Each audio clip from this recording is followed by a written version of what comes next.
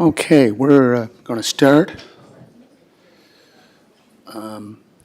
You'll see the agenda is a little different for this meeting, regular monthly meeting, because Michelle Burge is here from MRSB to give the audited statements, a good news report. We heard it yesterday at the Standing Committee for Finance Administration. I'll start off first with the land acknowledgement. We acknowledged and appreciate that the land on which we gather is the traditional unceded territory of the Mi'kmaq First Nation. Any declarations of conflict of interest? Okay, just Councillor Drawn, which item? What is it? Parks and Rec, Resolution 5, and Public Works, Resolution 1. Did you get that, CAO, Eleanor? Parks and Recreation. And what was the other one? Public Works. Public Works. And number for that? Number 1. Number 1. Councillor McCabe. I too will be in conflict for Public Works Resolution Number 1 due to having a family member involved in the tender process. Okay. That's it? Okay. Approval of agenda? Moved by Councillor Deputy Mayor Yanka, seconded by Councillor McKinnon. All in favor? Okay. Any against? Okay. Adoption of the previous minutes. We have regular monthly meeting September 10th, 2024. Public meeting September 18th, 2024. Special meetings September 3rd and 24. September 3rd, September 24, 2024. Need someone to move that. Moved by Councillor Ramsey, second by Deputy Mayor Yankoff. All those in favor? Okay. Business arising. Out of the minutes, Councillor Norman Beck, Ward 3. Yeah, just a clarification on the 24th meeting. That's when I was out it has me as absent, but it mentions down there later due to technical issues with Teams. Councillor Duran and I were having some technical issues by call there. I was at that meeting, so I'm marked as absent, but I was actually I called in from Winnipeg. I didn't vote because his worship was calling me, but I couldn't answer for some reason, so. But I was at the meeting. Yes. Okay, we'll correct that. Any other business arising from the minutes? Okay, great. First report, Standing Committee of Council, 6.1, Finance, Audit, Tender, and Administration. Councillor John McAleer, do you want to introduce it, John? Councillor McAleer? Yeah, thank you, Mayor Brown. The Finance, Audit, and Tender and Administration Committee met recently, yesterday, October 7th, 2024.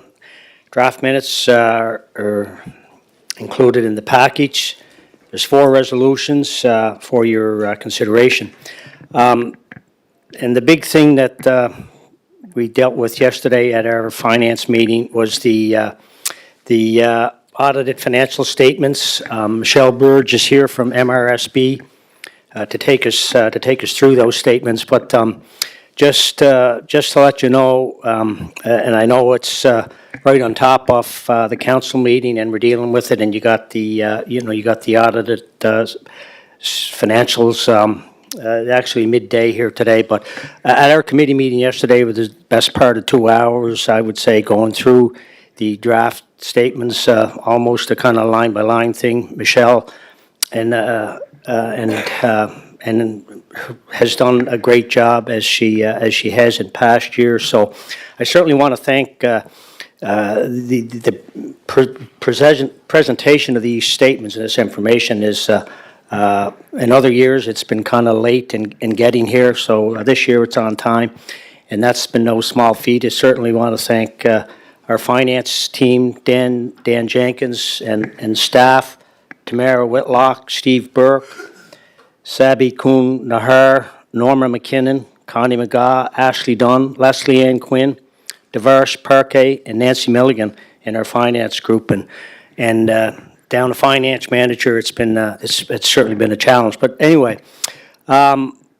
without further remarks, I will pass on to Michelle from MRSB to take us through the high points of the audit, and if there's questions, so be it. But then if there's other takeaways that councillors have, we can certainly deal with those either at another meeting or in the days ahead. Thank you. Okay, Michelle, are you going to be putting stuff up, information up on the screen? No, I'm not. Okay. I believe most councillors do have a copy of the financial statements and a They do. physical copy right in front of you. Yes. So And if any- not, it's in your package as well. So if anyone wishes to get a copy, CAO Eleanor Mohammed, where do we go? Do we go online? No, for the general public after it's released. Is it on our website? Yes. So it'll be on our website, charlottetown.ca, under finance and audit statements. Councillor Twill? Yeah, is there going to be an opportunity to ask questions on the report? Oh, yes. Not this report, the finance report. Yes. When are we doing that? Right after her presentation. Okay. Deputy, did you have something? Yeah, I just noticed that, yesterday's finance meeting, while Michelle was giving the report, the audited statements, draft audited statements were up on the screen, so the folks that are tuned in live were able to follow along. Will we be doing that this evening as well? That's why I asked her. I think she's just going to go through the report and not refer to the screen, correct? Correct. Yes. Yeah. And again, just to remind anyone that wants to see them, they can go to the archive videos under YouTube, City of Charlottetown, and see that. And the council package is also on our website, so everything's open, transparent, and accountable. Okay, Michelle? So in reference to that, actually, in the package, the councillor package, we'll be starting at page 55, which is the City of Charlottetown Consolidated Financial Statements. So if there is people wanting to follow along. So thank you for having me this evening. My name is Michelle Burge, and I'm one of the partners at MRSB. So it's my pleasure to be here this evening to review with council the draft audited statements for the March 31st, 2024 year end. So I'll go through the financial statements, highlight some of the items within the past year, and I will open the floor at the end of my presentation for an opportunity for councillors to have any questions if they may. I'll certainly try and answer any that I have. I also would like to say thank you as well to Dan and the finance team for helping us get to this point to make sure the city does meet the deadline for submitting the financial statements for municipal affairs. So what I'm reviewing right now is the consolidated financial statements for the City of Charlottetown. And just as a kind of a starting point, when we're referring to the consolidated financial statements, they do include the City of Charlottetown, the Water and Sewer Corporation, Kerry, and that is as a result of the city having control over that particular entity. We also do include 80% of the Eastlink Center, as that is kind of the relationship between the city and the province in terms of that entity. And we also do reflect a portion of the profits for CADC relating to the city's ownership in that particular entity. And as well, there would also be a number of other subcommittees and entities that are included in these financial statements, but those would be the key and significant entities that are reflected here in these consolidated financial statements. So the first item I'm going to refer to is the independent auditor's report. So on the handout that everyone has, the paper copy, that is just a couple pages in. So this is where we provide our opinion on the audit. So it's issued to the mayor and members of council. So under the opinion, it says that we've audited the consolidated statements of the City of Charlottetown. which comprised the consolidated statement of financial position as March 31st, 2024, and the consolidated statements of operations, changes in net debt and cash flow for the year then ended, and accompanying schedules and notes to the consolidated financial statements, including a summary of significant accounting policies.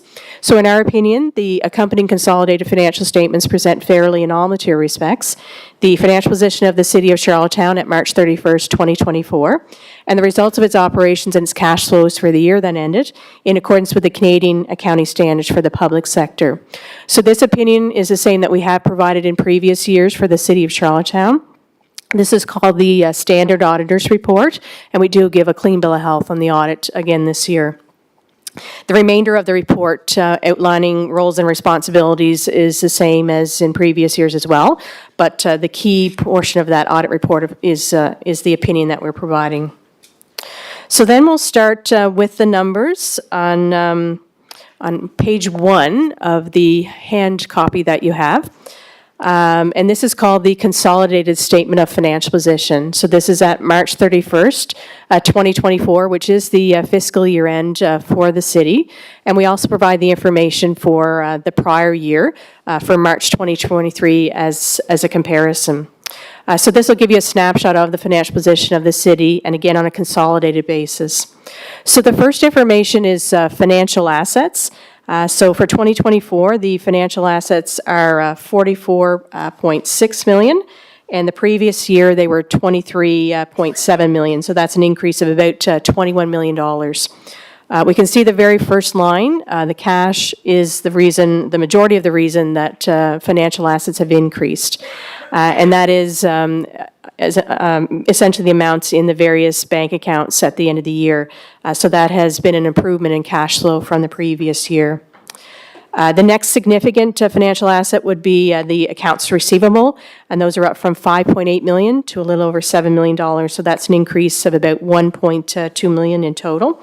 And those represent amounts outstanding and owing to the city at the end of the year. The biggest component of that would be the Water and Sewer Corporation outstanding bills at the end of the year, approximately $2.5 million. There's also approximately $3.3 million outstanding from HST rebates for the city and Water and Sewer Corporation, and also would be some amounts outstanding from other parties, but those are the majority. The government funding receivable, the next line is up from $11.5 million to $12.9 million. And these are, again, amounts outstanding and owing to the city at the end of March from various government departments. The biggest portion of that would be relating to infrastructure funding. That number at the end of March of 2024, that was approximately about $5.4 million. The majority of that relates to the Simmons project outstanding still at the end of the year. The other government funding outstanding would be as well approximately $3.5 million outstanding from the province of PEI relating to Fiona relief claims. And then the municipal capital expenditure grant, which any capital project that the municipality does undertake during the year, there is a 10% grant provided by the province.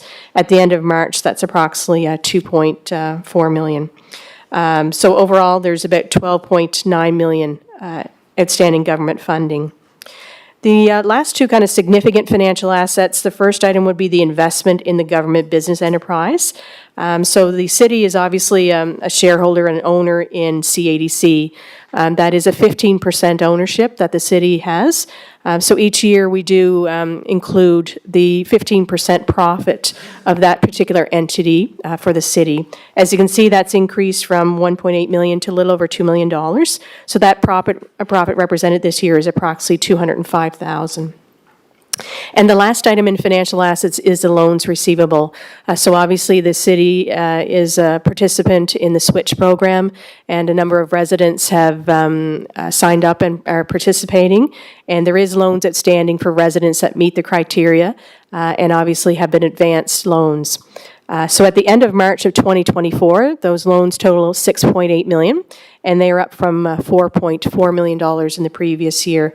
So that's an increase of approximately 300 additional loans that were advanced in the fiscal year. So obviously, residents have started repayment on a number of those loans during the year. So the total of the financial assets is 44.6 million. And as I mentioned, that's up from 23.7 million in the prior year, so that's about 21 million.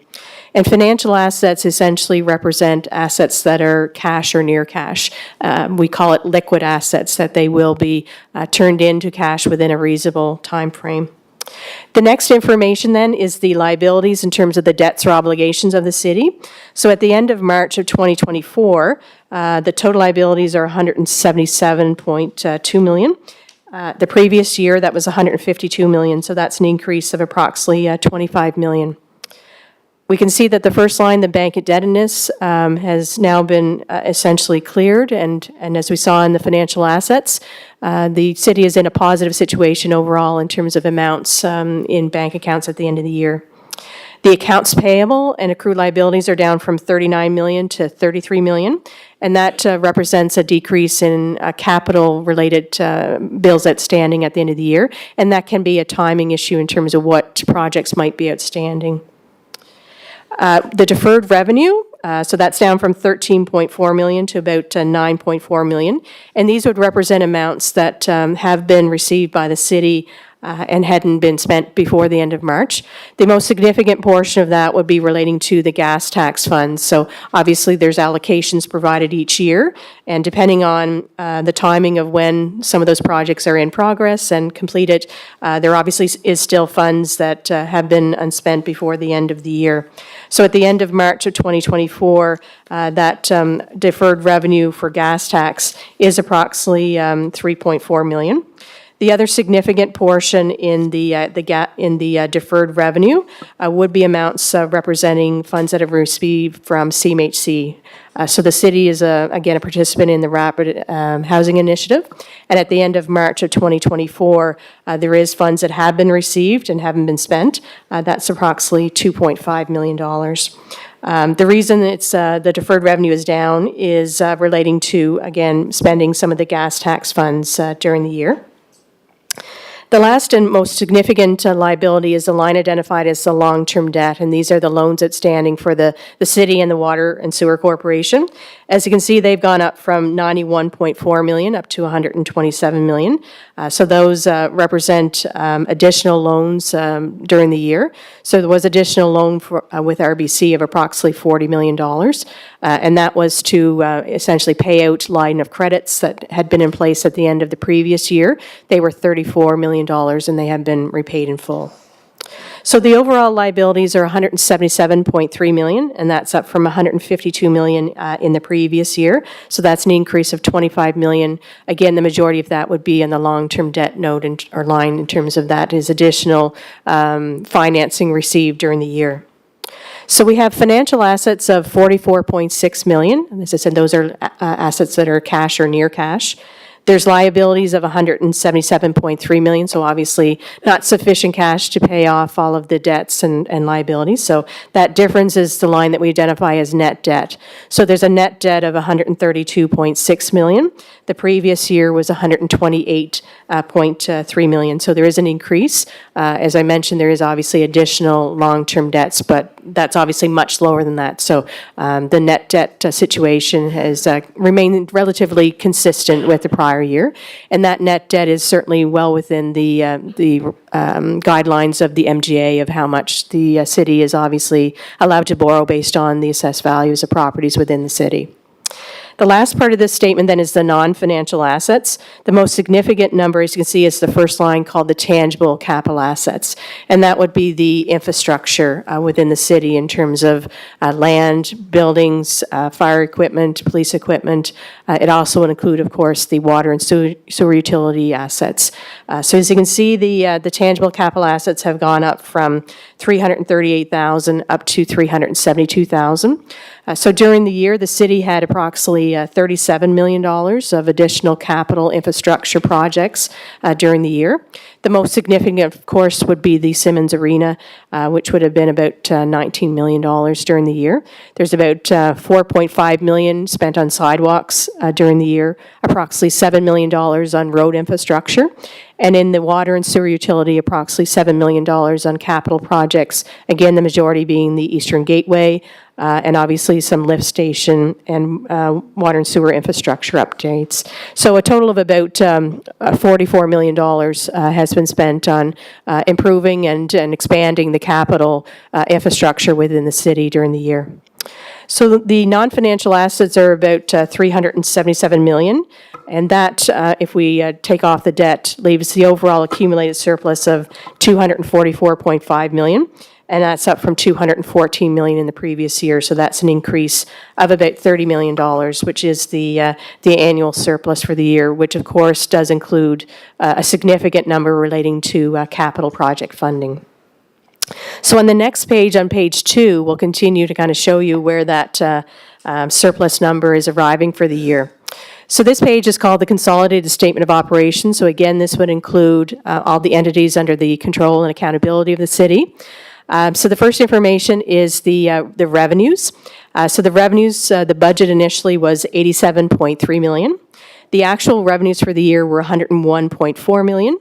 So they're approximately $14 million greater than initially was budgeted.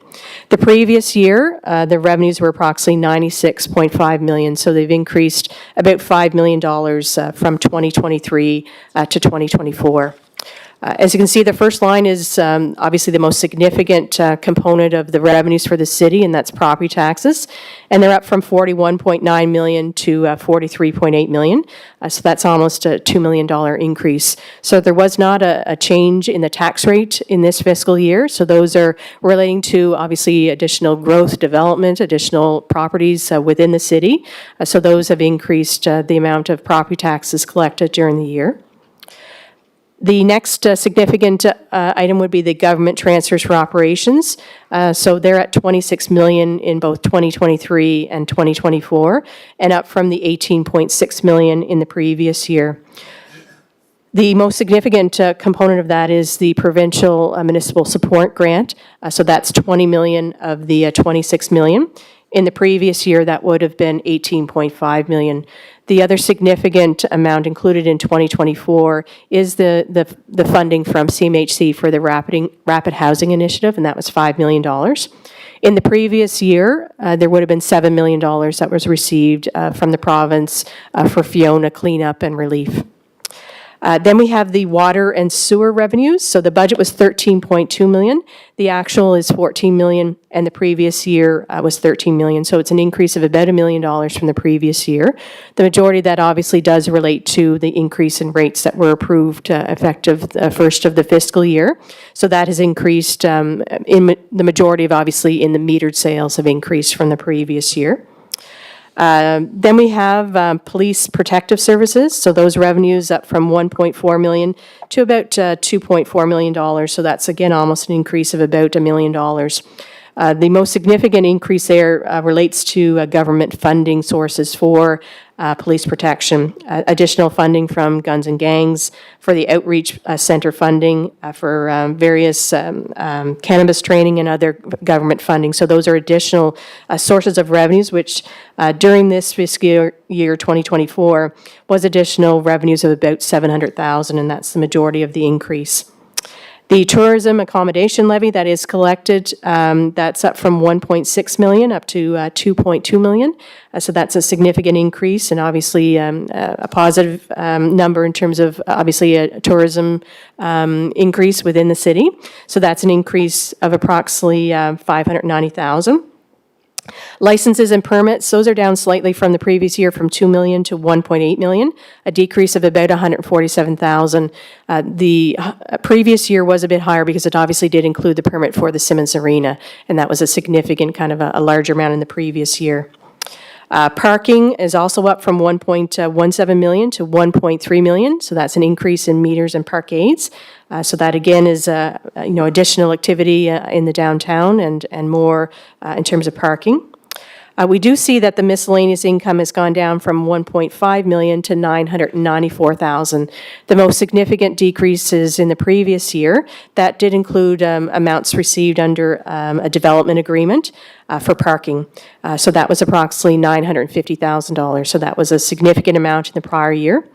The other miscellaneous amounts do include rebates from workers' compensation, active transportation funding, the Bell sponsorship, as well as amounts from ACOA for restoration funding. So there's a number of other various sources of miscellaneous. The SWITCH program, those are monies that are received from the Federation of Canadian Municipalities. So this is the grant component that is received to assist with the SWITCH program. As you can see, that's similar to last year, approximately $870,000. Then we have the net income from CADC. So as I mentioned, the 15% portion of profits from CADC included in the city financial statements this year is $204,000. In the previous year, that was $161,000. So it obviously represents an increase in profits from CADC for the year. So as I mentioned, overall, the revenues, the budget was $87.3 million. The actual revenues at $101.4 million, so those are up about $14 million. And again, a couple of the areas in terms of, the biggest component is the government transfers for operations, budget at $18 million, and the actual is $26 million. The next information then is the expenditures. Again, on a consolidated basis, the expenditures budget was $96.3 million. The actual expenditures were about $98 million for the year, so that's an increase of a little over $2 million from the budget. The previous year, the expenditures were $94.8 million, so they have increased about $4 million from 2023 to 2024 fiscal year. The amortization of tangible capital assets at the top, up from $11.6 million to $12.4 million. As I mentioned, there was over $45 million of capital spending in projects in the fiscal year. So that starts to increase the amortization when those projects or those particular infrastructure has been completed. The development, heritage, and other, so the budget was about $15.2 million. The actual is $15.7 million. The previous year was about $10 million, so that's an increase of about $5 million. And the most significant portion of that is relating to, again, the CMHC Rapid Housing Initiative and $5 million that was spent during the year. So that's the significant increase. Included in this line as well is transit. So that's about $2.8 million, and that's up from $2.1 million in the previous year. And also grants, which were about $1 million this year. They were $2 million in the previous year. The significant extra amounts in the prior year related to the sponsorship to Canada Games and the Charlottetown Library. So those were about $1 million in total. Then we have Fiona. So those expenses obviously are down from $8.4 million last year to about $1 million. In the previous year, obviously would have been at the height of the cleanup in terms of removal, cleanup of debris. So this year did continue with some additional expenses, but certainly not as significant. General government, the budget was $8 million and the actual was $9.1 million. The previous year, that was $8.3 million, so that's an increase of approximately $790,000. The significant increases are relating to the city using line of credits at both RBC and National Bank during the year to kind of interim financing relating to capital funding. And that did have a cost of approximately $944,000 during the year. So obviously more advances on the line of credit, and as well prime rate increasing as well during the year. The interest on the long-term debt, so on the loans that are outstanding for the city and the Water and Sewer Corporation, as you can see, those are fairly similar, about $3.4 million in both years. So there was additional debt to borrow during the year, so that does increase the interest. The Parks and Recreation, so the budget was $10.3 million, the actual is $10 million, and the previous year, that was $9.3 million. So that's an increase of about $650,000. So this does include Carey, so that's about $2.3 million of that total, and their expenses increased about $600,000 from the previous year. It does include the city Parks and Recreation salaries, and they have increased approximately $200,000. And the Civic Center expenses were down about $600,000 from the previous year. Protective services, so those are up from $16.9 million to $17.9 million, so that's an increase of approximately $1 million. And that would be in terms of additional salaries for both police and for the fire department, so those are additional costs during the year. The street maintenance and environment, the budget was 17.2 million. The actual was 16.1 million, the previous year at 15.1 million. So again, that's an area that's increased approximately $1 million. So this area does include snow removal. So snow removal did increase approximately $700,000 from 2023 to 2024. It also does include street cleaning and patching, and that was also up approximately $200,000 in this particular fiscal year.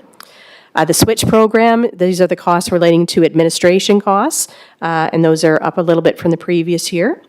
The tourism accommodation levy, so obviously, as we saw above, the revenues have increased, so there's obviously more funds available to be paid out to the various entities involved with that. So that includes grants provided to Discover Charlottetown, meetings and conventions, the surf grant and surf events. So they've obviously increased with the additional revenues during the year. And then finally, the water and sewer expenses, the budget was $10.3 million. The actual expenditures were about $8.9 million, and the previous year they were $8.5 million, so they've increased approximately $400,000. And the majority of that is in terms of salary costs, filling some vacancies, and also obviously some increases in terms of salary bands. So as I mentioned, the overall expenditures, the budget was $96.3 million. The actual was $98 million, and the previous year at $94.8. So increase of about $4 million from the previous year, and within about $2 million of the budget. So the overall result for the year is an operating surplus of about $3.3 million, and that's on a consolidated basis. The previous year was a surplus of $1.6 million.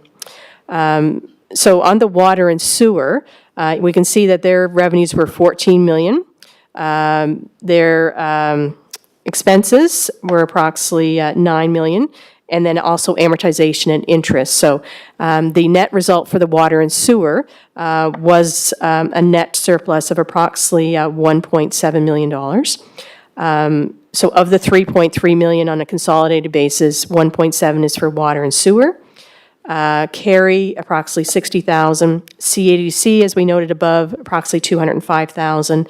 And so obviously the majority is from the city, approximately $1.8 million. And this is, as I said, the important line to focus on. This is the operational result for the city. The next category of information then is other revenues.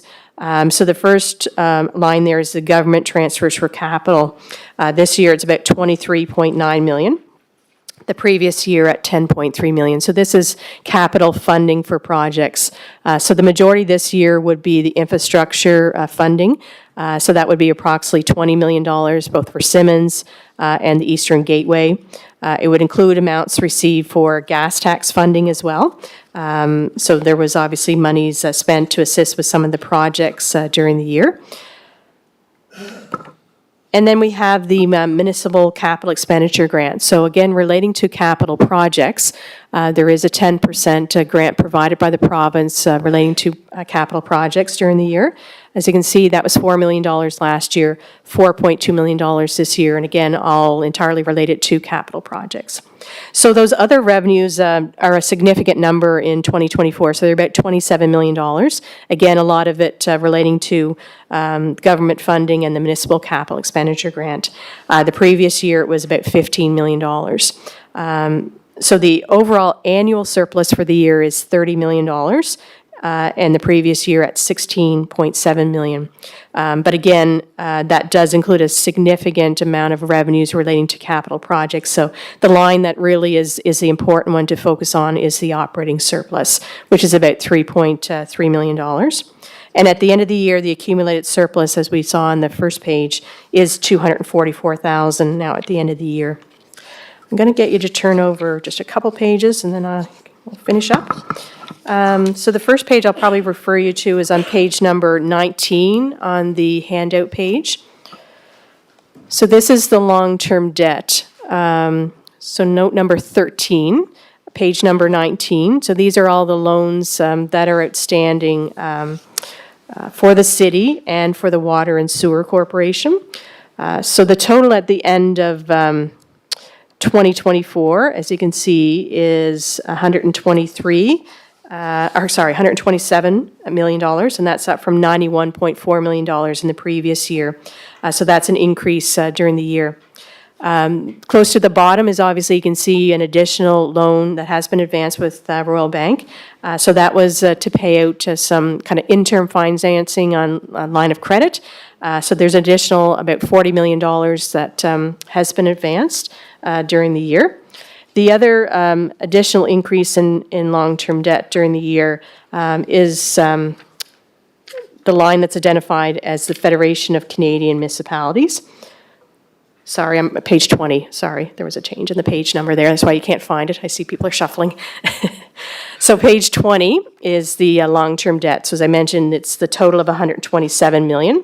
The previous year at $91.4 million. So the Royal Bank loan close to the bottom is an additional amount advanced to pay out interim financing on capital funding.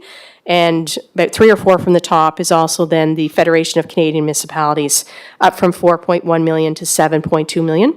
And this relates to the SWITCH program. So there's a component that was a grant, and there's also a component that is a loan. So now the loan advance is up to $7.2 million.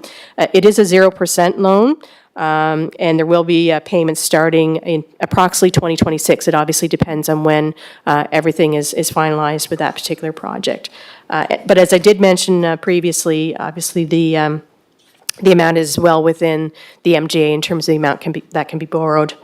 On the next page, on page 21, does show you kind of your commitments over the next number of years in terms of that long-term debt. So approximately $7.3 to $7.7 million is the obligation each year for the debt payments. Of course, that's before anything else that may be additional finance in this particular year. The next item that I'll refer you to is on page number 24.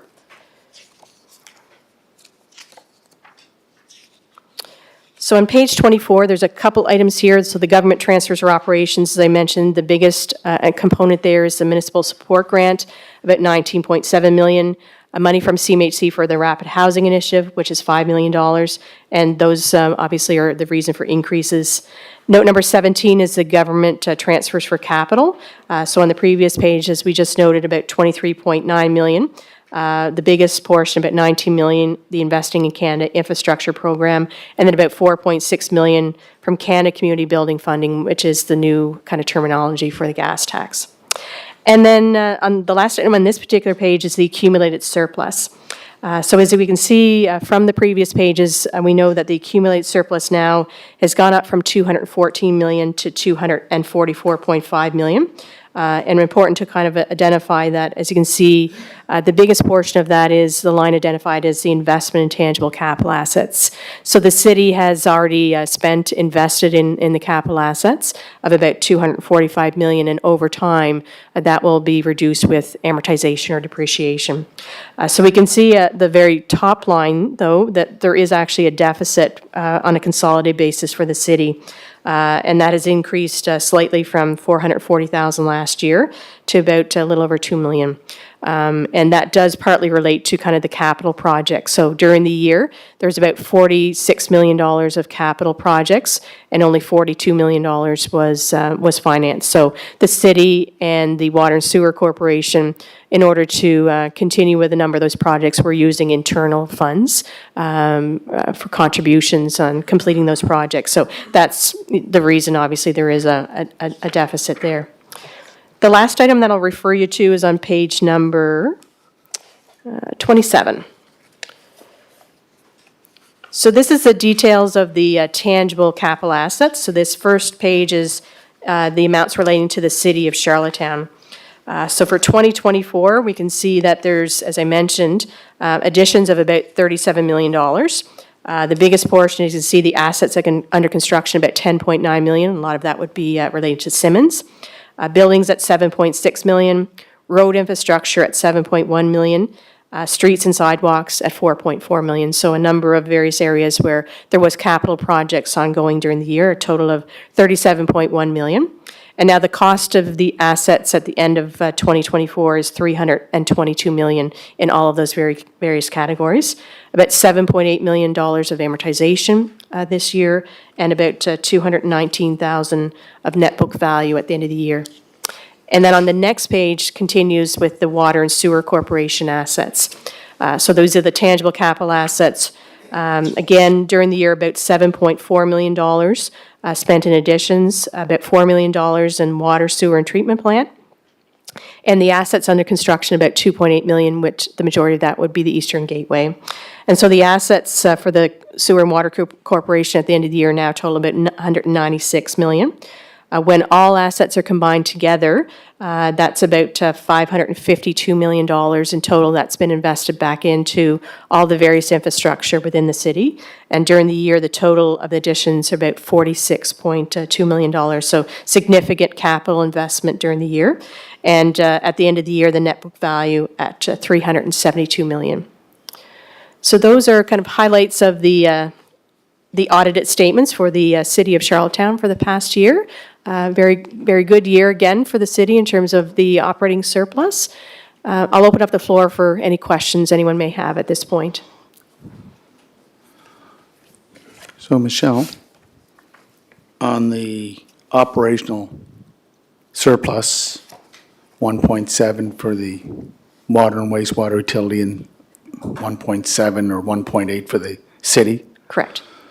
So that's not cash that we can just cash in on, right? I just want to make that clear. It's not cash in the bank. It's really just assets and, not really assets, but unexpended funds and some other areas. Right. So as we kind of noted, particularly on the Water and Sewer Corporation, their expenditures were actually under budget compared to what the expenses were anticipated to be. So there obviously was some amounts there that were not spent for whatever reason it might have been, whether it's wages were a little bit lower, obviously some repairs were a little bit less, and sometimes it can be just timing of when things might be completed.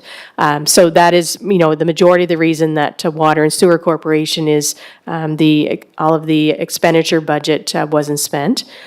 In terms of the city, as we noted, the revenues were more than budget, so that has helped to, create an additional surplus for the city for the year. As I noted in the accumulated surplus, as I mentioned, there isn't, surplus funds available in terms of cash available.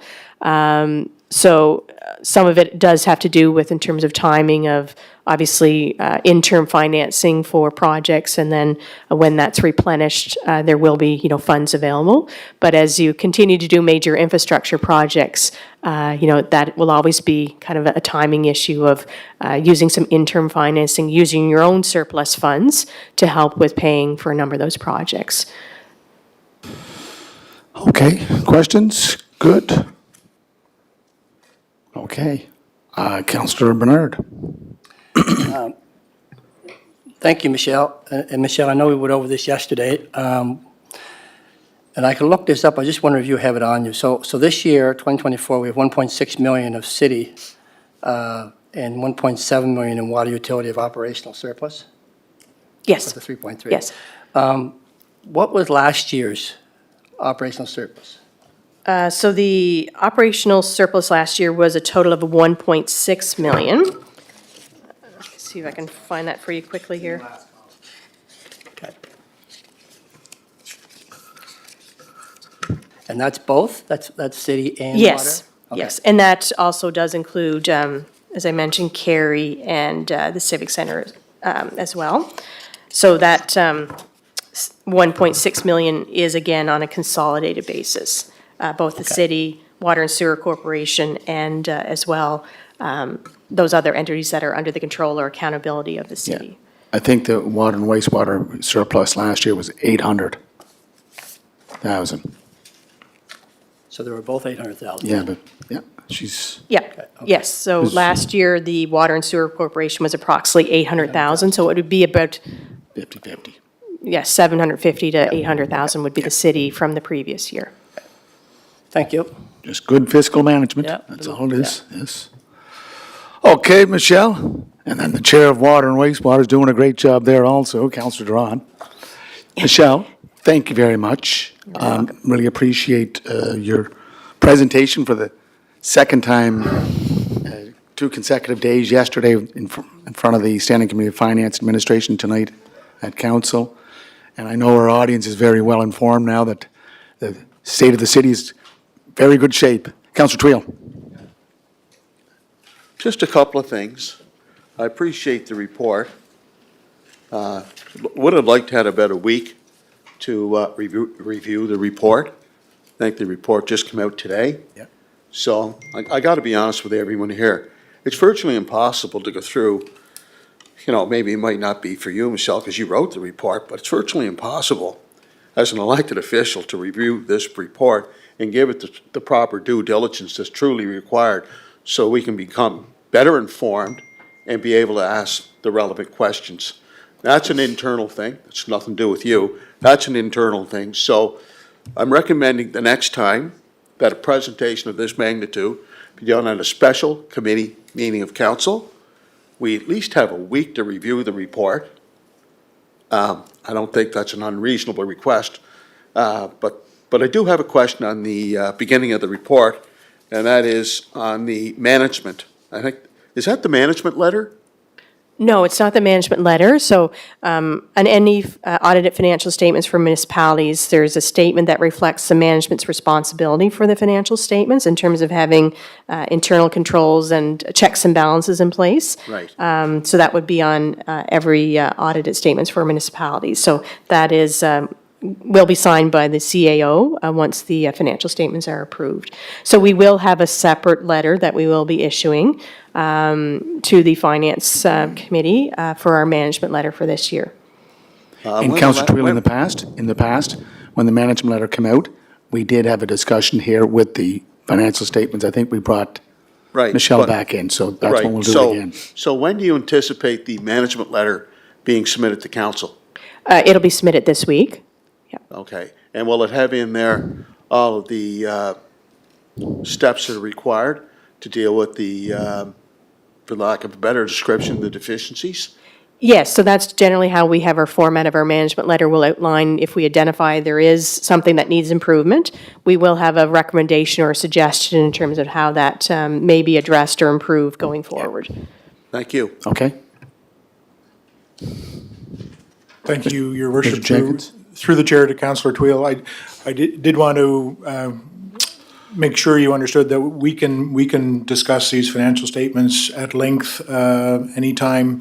It really is it's a snapshot looking back. It's a replication of history. So it is a lengthy report. I spent better part of a day at it, and there's more things that I'd like to dig into myself. So this really can just be the start of the discussion. Doesn't have to be the end of it, and want to make sure you understand that. Yeah, Councillor Twill? yeah, that's great, and I think, we need to embark upon that exercise. But we also need to have our auditors back here so we can have, that meaningful exchange. And I certainly wouldn't be opposed to that. I certainly don't Love to mind have you coming back, back. Michelle. Yeah. I think we did have you back when the management letter was sent out, so that will be an opportunity to bring back Michelle and MRSP. Okay, there is a resolution, correct? Do you want to?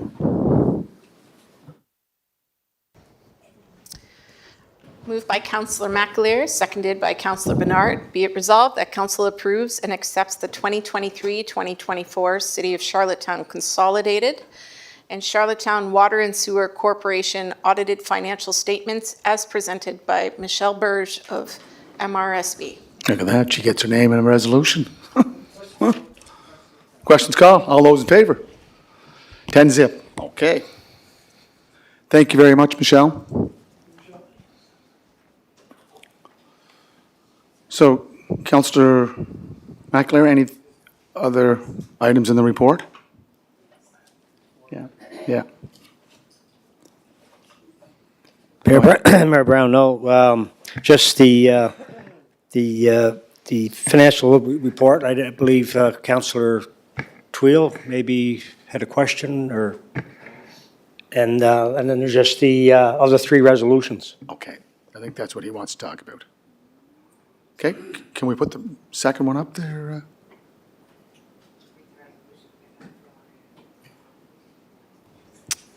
Moved by Councillor McAleer, seconded by Councillor Bernard. Be it resolved that Council approves the amendments to Schedules A, B, C, and E of the Fees Bylaw 2018-18 as attached. And further that for any future resolutions impacting fees, it is recommended that the following line be included. And that Schedules A through F of the Fees Bylaw be amended to reflect this change. Questions called? Okay, all those in favor? 10-0. Next one, please. Moved by Councillor McAleer, seconded by Councillor Bernard. Be it resolved that the West Royalty Commercial Area Master Plan go to tender, and that an invitational tender be provided to Harborside Engineering Consultants and CBCL. Questions called? All those in favor? All those against? Okay, 10-0. Okay, Moved by Councillor McAleer, seconded by Mayor. Councillor Bernard. Promotion. he's got a new title? Yeah. He's got a new title. Be it resolved that Council approves the Finance Committee recommendation to proceed to tender for the J. Frank Macaulay Park Trail Upgrades Project Phase 2. Okay, Councillor Tart and Councillor Twill. Thank you, Your Worship, and thank you. I'm glad to see that this is back on through Finance Committee, because this is one that I deferred, or I put a motion to defer based on some discussions we were having around the tendering and procurement process. So I'm going to make the assumption that it went back to Finance, and Finance has determined that it's necessary to proceed with a second tender on this particular project.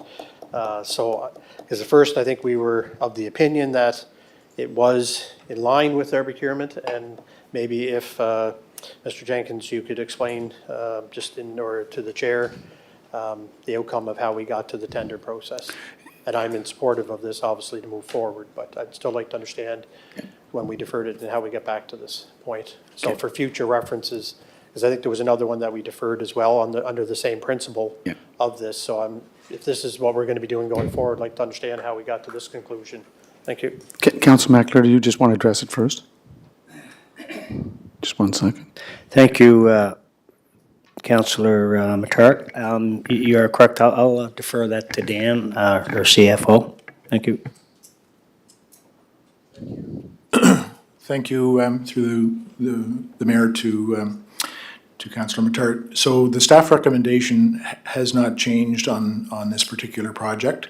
The staff recommendation was to proceed with a change order based on the report prepared by Mr. Quinn, the manager. We feel that the city is within its procurement policy to continue with a change order. But Finance Committee deliberated. There was not unanimous opinion that it should go back to tender, but that was the majority recommendation of the committee. So from a staff recommendation perspective, we were okay with the project moving forward through a change order, but the Finance Committee has made a different recommendation. So ultimately, the decision rests with council in terms of how they want to proceed with this. Yep. Okay, Councillor Matart. Just to follow up to, I think Councillor Duio was before me, but he was buzzed in. Okay. Yep. Well, thank you for that explanation. So I guess, it kind of puts a little bit of a conundrum there in the sense of the staff is still recommending the first process, but the Finance Committee agrees we should go to tender. So I guess my question would be, is going back to tender, certainly following the tender process, but is it going to delay this project until next year? Because we're probably certainly running out of time here now. Not to fast track that, but I guess I was hoping that all parties would have been on the same page on this, but it doesn't seem to be. It seems to be staff agreeing one way and the committee agreeing on another approach. So that really doesn't solve it. It just basically puts the power back into the Finance Department, Finance Committee to make this decision on this recommendation, I guess, yeah. It is a recommendation, yeah. Thank you. Councillor Twill. When this was discussed at the Parks and Recreation Committee, a vote was taken to support the management of the Parks and Recreation Department, Mr. Jenkins, the Director, Finance, and that we were complying with the procurement policy. As I understand it, Island Coastal won the bid fair and square. What was lacking was the anticipated funding from the province. So we started the project, broke it down, and then when the monies was available, we were going to complete the project.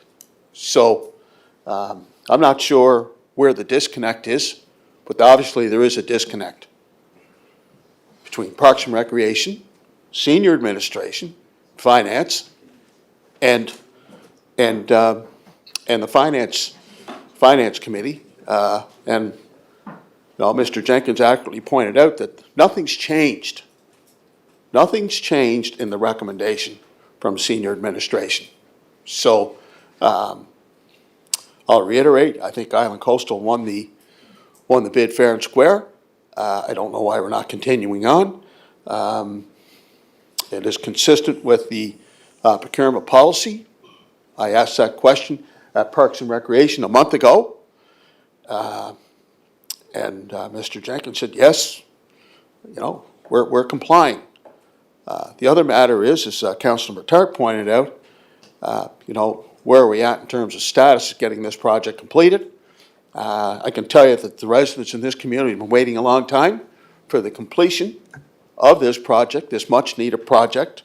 I personally don't understand the delay. I will not be supporting the recommendation from the Finance Committee. Okay.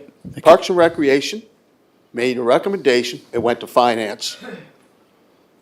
And then somewhere along the line, there's obviously a miscommunication or a misdirection or some misunderstanding or misconception or whatever you want to call it. I just don't understand how we're arriving at entertaining this motion here tonight. Thank you. Deputy Mayor? Yeah, thank you, Your Worship. And, it's really difficult, this situation has been put on council a few times, and it's I think it comes down to, we have a 2-page policy, and we need a several-page bylaw when it comes to procurement. So we'll continue to have these conundrums until we have that bylaw in place. So for me, I listened to the Finance meeting, and I'm going to have to support Finance's recommendation. Whether it's right or wrong, that's where I am tonight with that, and hopefully we get this procurement bylaw in place sooner as opposed to later. Thank you. Councilor Bernard? Thank you, Worship.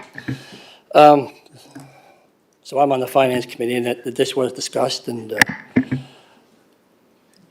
the procurement policy that's in place now deals with this. Senior management made it quite clear. So you can write up a new procurement policy if you want, but this part of it stays the same.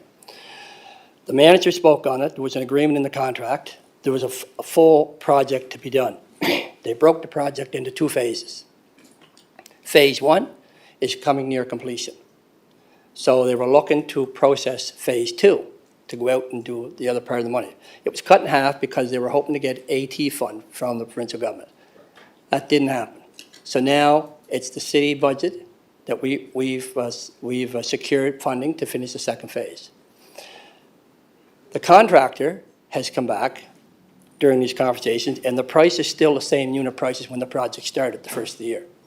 If you want to go back to tender, you're going to be into 24, 25 prices. So the project's going to go up in value. This is perfectly legitimate, which is why I was going along with senior management and the manager. We're following our procurement policy. So we could talk about, well, we need a new procurement policy, we need to make changes, but those changes we're talking about doesn't deal with this. This is already in the procurement policy. So we do have the right to continue. I'm in favor of keep going, because you like to see the project finished, Your Worship. And right now, this is not going to get tendered and get out and get finished this year. So, but at the end of the day, we want to follow policy, and are we following policy? Yes, we are. It's been made clear. So I'll be voting against this resolution. I wouldn't mind having my chair. Councilor Twill? Yes, Again, just to reiterate, we're not talking about the procurement bylaw, which I'm a strong advocate for, have been for the last number of years. That's got nothing to do with what we're dealing at hand. We're dealing with the procurement policy. To reference, with all due respect, to reference the procurement bylaw, in this particular instance, to my mind, is a red herring. So, we went through the process. Our management team in Parks and Recreation thoroughly researched, brought this recommendation forward, supported by the Director of Finance, and I asked the critical questions. No, we're in full compliance. So I'm not understanding, and I've yet to hear any rationale whatsoever as to why we're not proceeding. So I urge council to vote this motion down in order to bring forward a resolution to continue on with the project. Time is of the essence. Island Coastal won the bid fair and square. Let's get on with business. Councillor Drawn, can you just address, I know you and I voted on it, okay? You want to go ahead? Sure, yeah, thank you.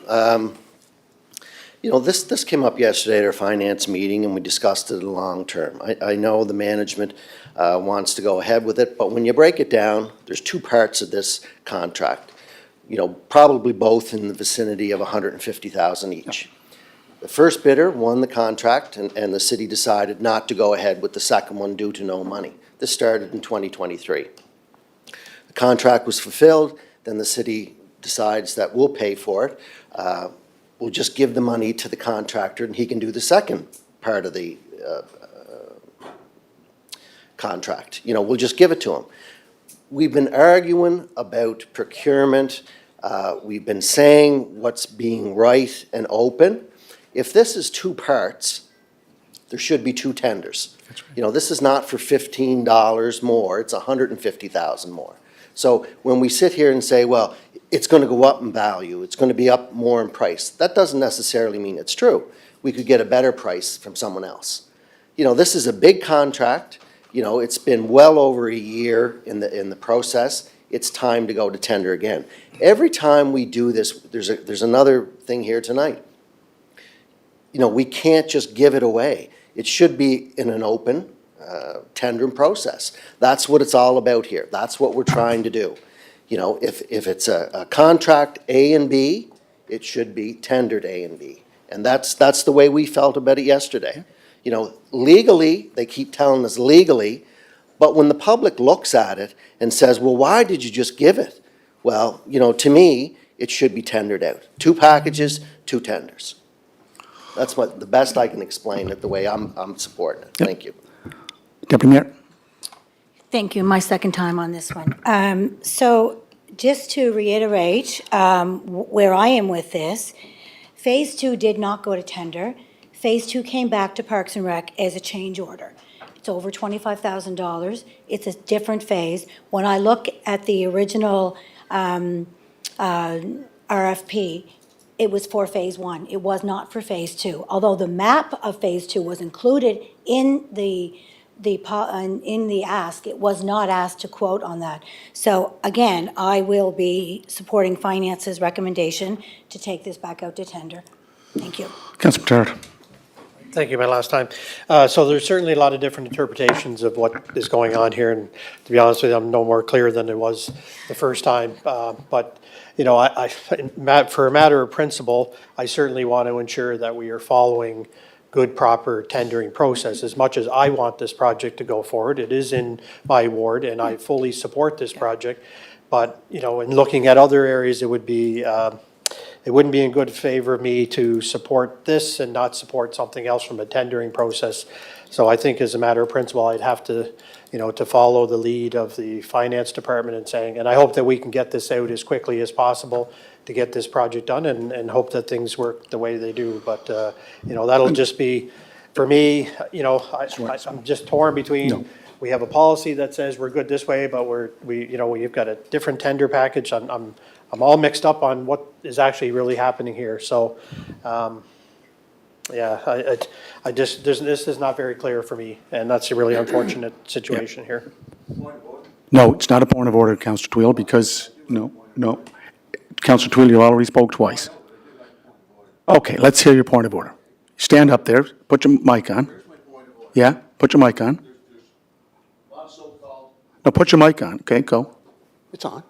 So there's a lot of so-called misinterpretations as to what our senior staff. That's not a, what's No, the no, point, no, no, okay. what's the point of order? The point of order is I want a legal opinion from our solicitors. I Okay. want a legal opinion as to whether or not we are following due process. And If you're we're- not getting, hold on, you're not getting it tonight because I'm not allowing it. We'll send it back Why to the not? lawyers. That's why she's here. No, she's not gonna do something on the fly. We'll get a legal opinion. Have a seat. Let's go right to the resolution. So can you she just can't take answer that it? back? Yeah, that will be, we'll get actually, you're looking at a deferral. Yeah. Is that what you're looking for, a deferral? I'll move a deferral. Okay. I'll move a deferral. I You got want a second? opinion. Okay, we got a first mover on the deferral, Councillor Twill, and Councillor Matart as seconder. Okay. Want to have a question on the deferral right away? Okay. All those in favor of the deferral? Defer this until we get a legal opinion. All those in favor of the deferral, raise your hands. All those against? Okay, defeated. Resolution's back on the floor. Okay, question? You want to go with the question on the resolution? Okay. Questions on the floor for the, well, we read it already. All those in favor, raise your hand. No. It says council approves the finance committee recommendation. All those in favor? 1, 2, 3, 4, 5. All those against? 1, 2, 3, 4, 5. I'm breaking the tie. I'm in favor of the resolution. Move on. Okay? Yeah, you can get that too. We'll get that. Can you get that? Yeah, why not? Well, hey, let's move on. Okay. Is that the extent of your report? Just one sec. Go ahead. That, the four resolutions, that's That's it. it? Yep. That's the end of the report, thank you. Councillor Duran, did you have one comment? Yes. Thank you. I'm just wondering about the process of some of this stuff. You know, I read the tendering, you know, I know the Finance Committee is in charge of tendering. I'm just wondering how a tender gets to the website. I know myself, you know, I've been working on, say, the Sherwood Hall for the last 8 or 9 years. And today, I looked at the website, and there's a full-blown tender for a hall out in East Royalty. I agreed on moving the building. I thought at that time there was $400,000. We were going to move it and put it on a slab, you know, and that would be the end of it. That's $400,000. But now I see a 35, 40, 50-page document, going to replace everything. And that's going to cost quite a bit of money. I mean, when we started this process, if we knew that this was going to be a large amount of money, we probably wouldn't go down that road. Now, when I look at this, you know, it's probably close to $1 million. You know, by the time we move it, put it on a foundation, change the doors, the floor plan, hire a consultant. How does that get there? Like I've gone through 8 or 9 years of putting my request in, seeing where it's going. You know, we had money in the budget for it. Then it was removed. Then I seen plans. Now I don't find plans. It's supposed to come up soon, but yet this comes right to the forefront. I just don't understand how it gets there. So could someone explain it to me? Like I sit on the Finance Committee. I didn't see the numbers come up. I didn't see this. You know, how does this get to where we're at now? And what do I need to do to get mine out there? So I don't know who, if you can explain it, Chair, or who can explain it to me? Thank you. Councillor McAleer, do you want to defer that to your CFO? Thank you for your question, Councillor Drong. Yes, no, I'll, Dan, do you want to respond? Councillor Drong, please. Thank you. Thank you. Thank you, Councillor Duran, through the chair. I don't know the specific circumstances around the tender you're mentioning, but in general terms, when a capital project is approved in the capital budget process, then it would be up to the department head to work with his committee and staff to kind of identify priorities and a list of order of priority in terms of doing those projects. There would be a number of factors, the readiness for the project, the design work being completed, availability of contractors, that kind of thing. So a number of factors would go into it, but I will look into it and get back to you, Councillor, with a bit of background in terms of how it made it to the top of the pile. Councillor Bernard. Thank you, Worship. I'm not sure if it's actually to the top of the pile or what the Public Works Department is supposed to be doing as part of their operational, but we do know that there was $400,000 in the capital budget. This is Hart's Hall. It's a heritage property, designated heritage property. It's a building that's basically been dilapidated. So the city is doing the proper thing by fixing it up, moving it off St. Peter's Road, putting it on a new foundation. So the budget was in the capital. There's the municipal building fund money for repairs to municipal buildings. I assume that's where the other money's coming for, to bring the building up to par. But it's the right thing to do. If there was more money needed, it's not the budget, it would have to come here. So one could say that we already passed the $400,000 in the capital budget, and we already passed the municipal budget for repair to buildings. Yeah, no, Thank you. I think the point there, It won't be $1 million no, by any Councillor means. Bernard, I think the point there was, I've had experiences with the website and looking up for searching tenders. I think that the tender changed to a fully, how many pages did you say? 50 pages. It wasn't about the project. It was just the tender, how it changed, and that it becomes 2 page, then goes to 40 page or more. Councillor McCabe. Thank you. I'm concerned too, actually. We approved money to move the building back to get it away from the highway.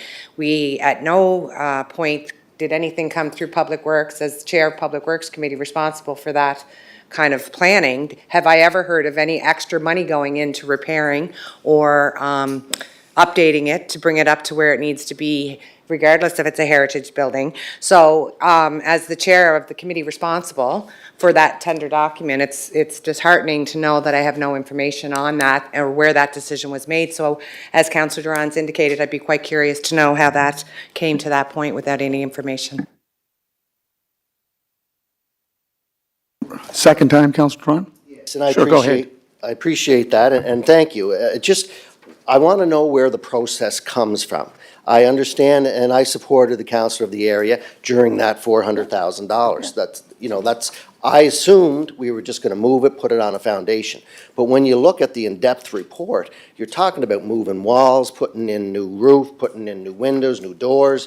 It's a whole new building. And when I looked at it a couple of months ago to see if it could be moved, I was skeptical at that time. So now it will be easily up to $1 million by the time you do all the stuff that's in this complete document of I'd say 50 pages. So, and I appreciate if you getting back to me, and I appreciate the support and looking into this. Thank you. Okay. Let's move on to, Is there nobody here for Public Works? nope, we do have someone here, and I think that's Mr. Joey McKinnon. And I don't think Joey is here for capital projects, he's here for operational, so that's where I'd like to leave it at. Okay. So, Deputy Mayor Yankov, do you wish to give your report? Go ahead. Thank you very much. So the Design Review Committee Board met on September 16th. Affordable Housing Advisory Committee did not meet this month. The Planning and Heritage Committee met on October 1st. Planning Board met on October 1st. Heritage Board met on October the 2nd. All of the minutes are in your packages, and I can do my best to answer any questions. Also, just for your information, you will find a list of the applicable permit applications for year-to-date in the back of your planning package. For this evening, for your consideration, we have 6 resolutions, 3 first readings, and no second readings. And as I said before, I'll do my best to answer any questions in terms of the report. And if no one has questions on the report, I can move right into our first resolution. We'll move right into the resolutions. Donna Miller-Ayton is online, is she not, Tracy? And David Gundrum is here too. Councillor Twill. Yeah.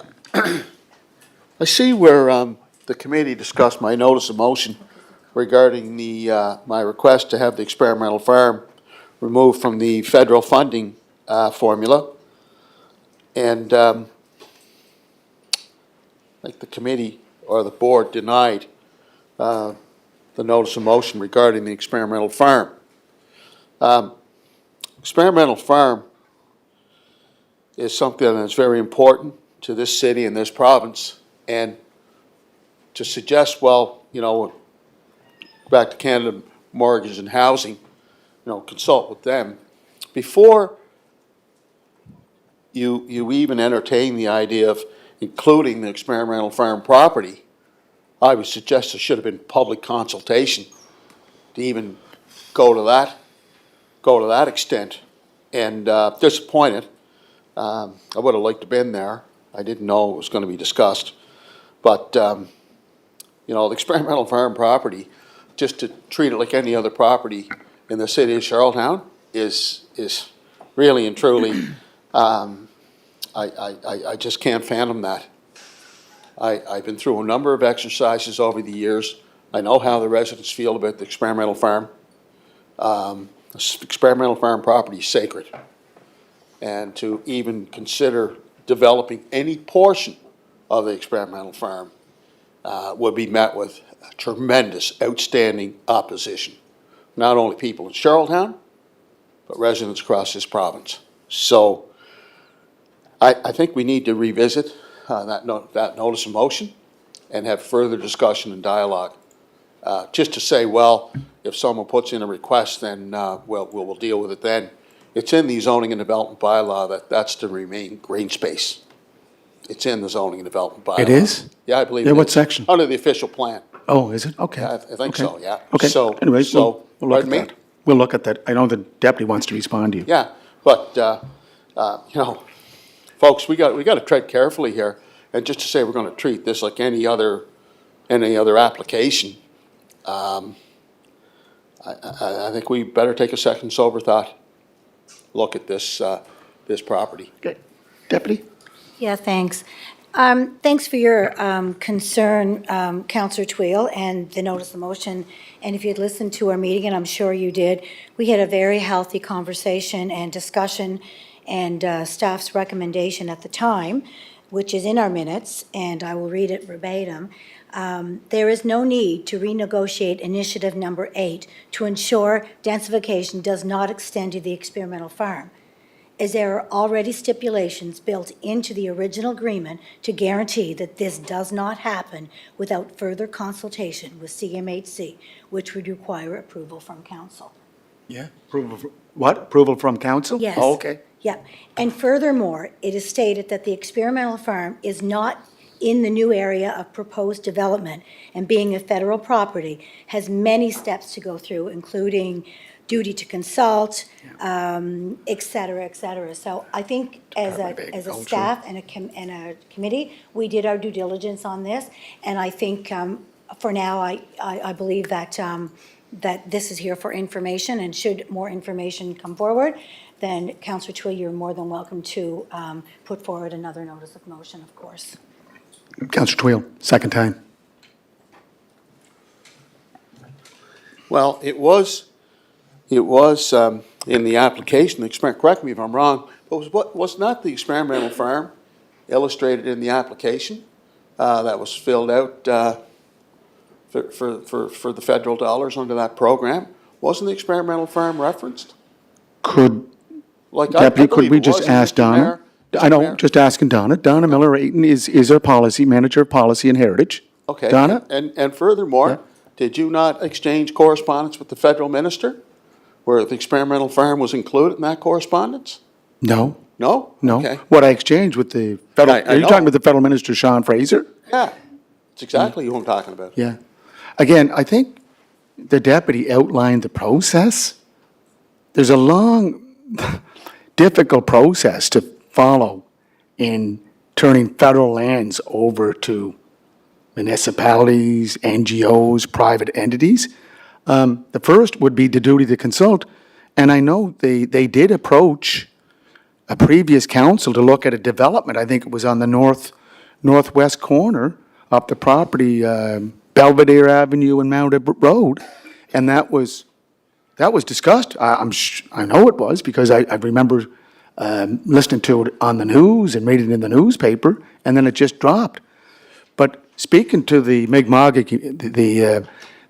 Confederacy and Onaway, they've already stated that, look, we would like to sit down with all levels of government and the Department of Agriculture and find a path forward on how we want to develop that property, because as a former councillor said, Councillor Bruce Garrity, that's our Central Park in Charlottetown. So I'm just saying that there's a lot more to do if we're looking at developing that property. Donna, did you want to add anything? Is that all right to invite her, Deputy? Can you hear us? Thank you, Your Worship. Yes, I'm hearing you. Through you to Councillor Tweel. Just to add on what the chair said, there's no need to renegotiate as the chair outlined. It's already embedded in the original agreement, and therefore we would have to go through a number of steps as is outlined in the Impact Assessment Act to do any development on the experimental farm, as it is federal lands. Yeah. And I was on council when, Councillor Bernard, you were on council, so Councillor Tweel, when the first idea to put the Kerry facility was out on Experimental Farm at Belvedere Avenue. And the public said no, 4,500 signatures said no. And where did we move it to? UPEI. Now UPEI has 4.4 acres of facility under one roof. Good deal. Okay. Can we move on to the first resolution? Want to go?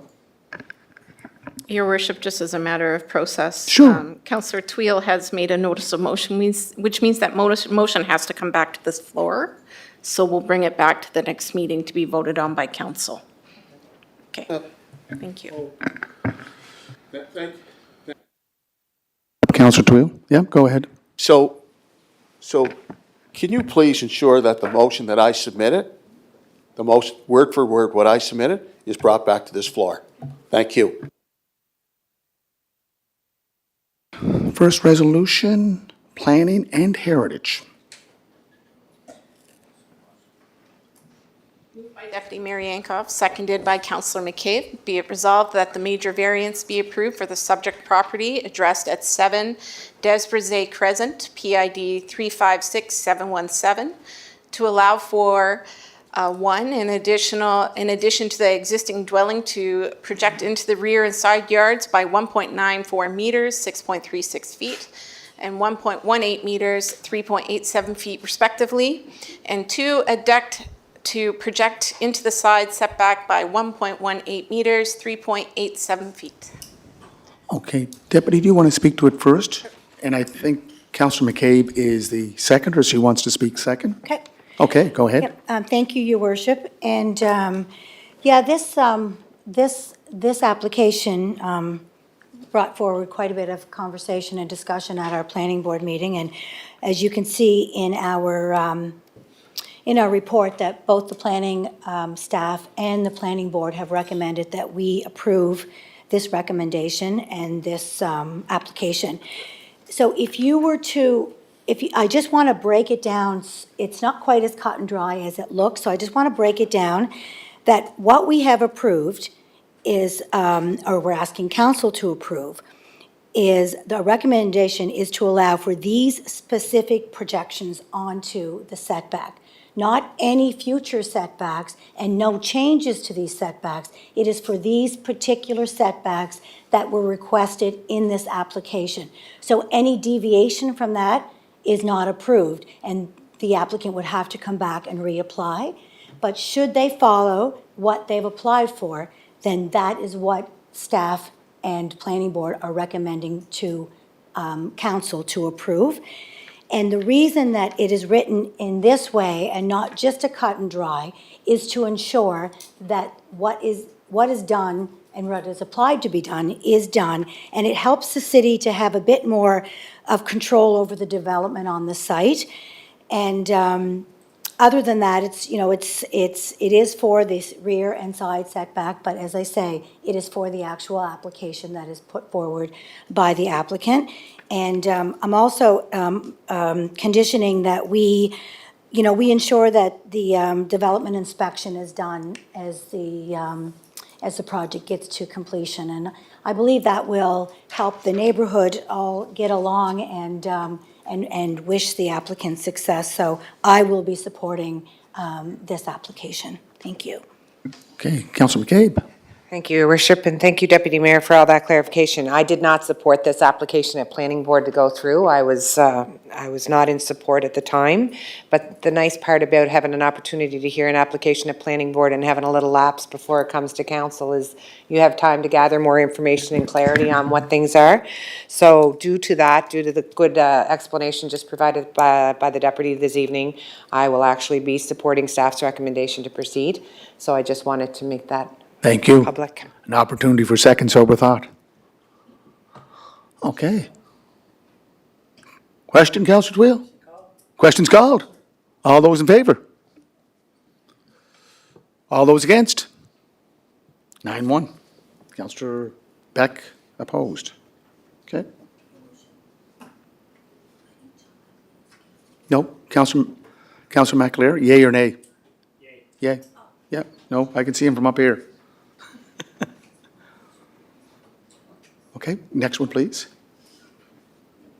Moved by Deputy Mayor Yankoff, seconded by Councillor McCabe. Be it resolved that the request to proceed to public consultation to amend Appendix A, the future land use map of the City of Charlottetown official plan from low-density residential to comprehensive planning area, and a request to amend Appendix G, zoning map of the City of Charlottetown zoning and development bylaw from low-density residential single zone to comprehensive development area zone for the properties located at 161, 167 Mount Everett Road, PIDs 390260, 390237, and 55566 be approved. Questions called? Well, Councilor Twill, did you leave? Did you want to go get him, or? No, I'm not chasing. What? Can you just tell Councilor Twill to come in? There's a vote on the floor. Right, Tom? We'll wait. Oh, yeah, we'll wait. Yeah, it's just a few seconds. He's just talking to some constituents.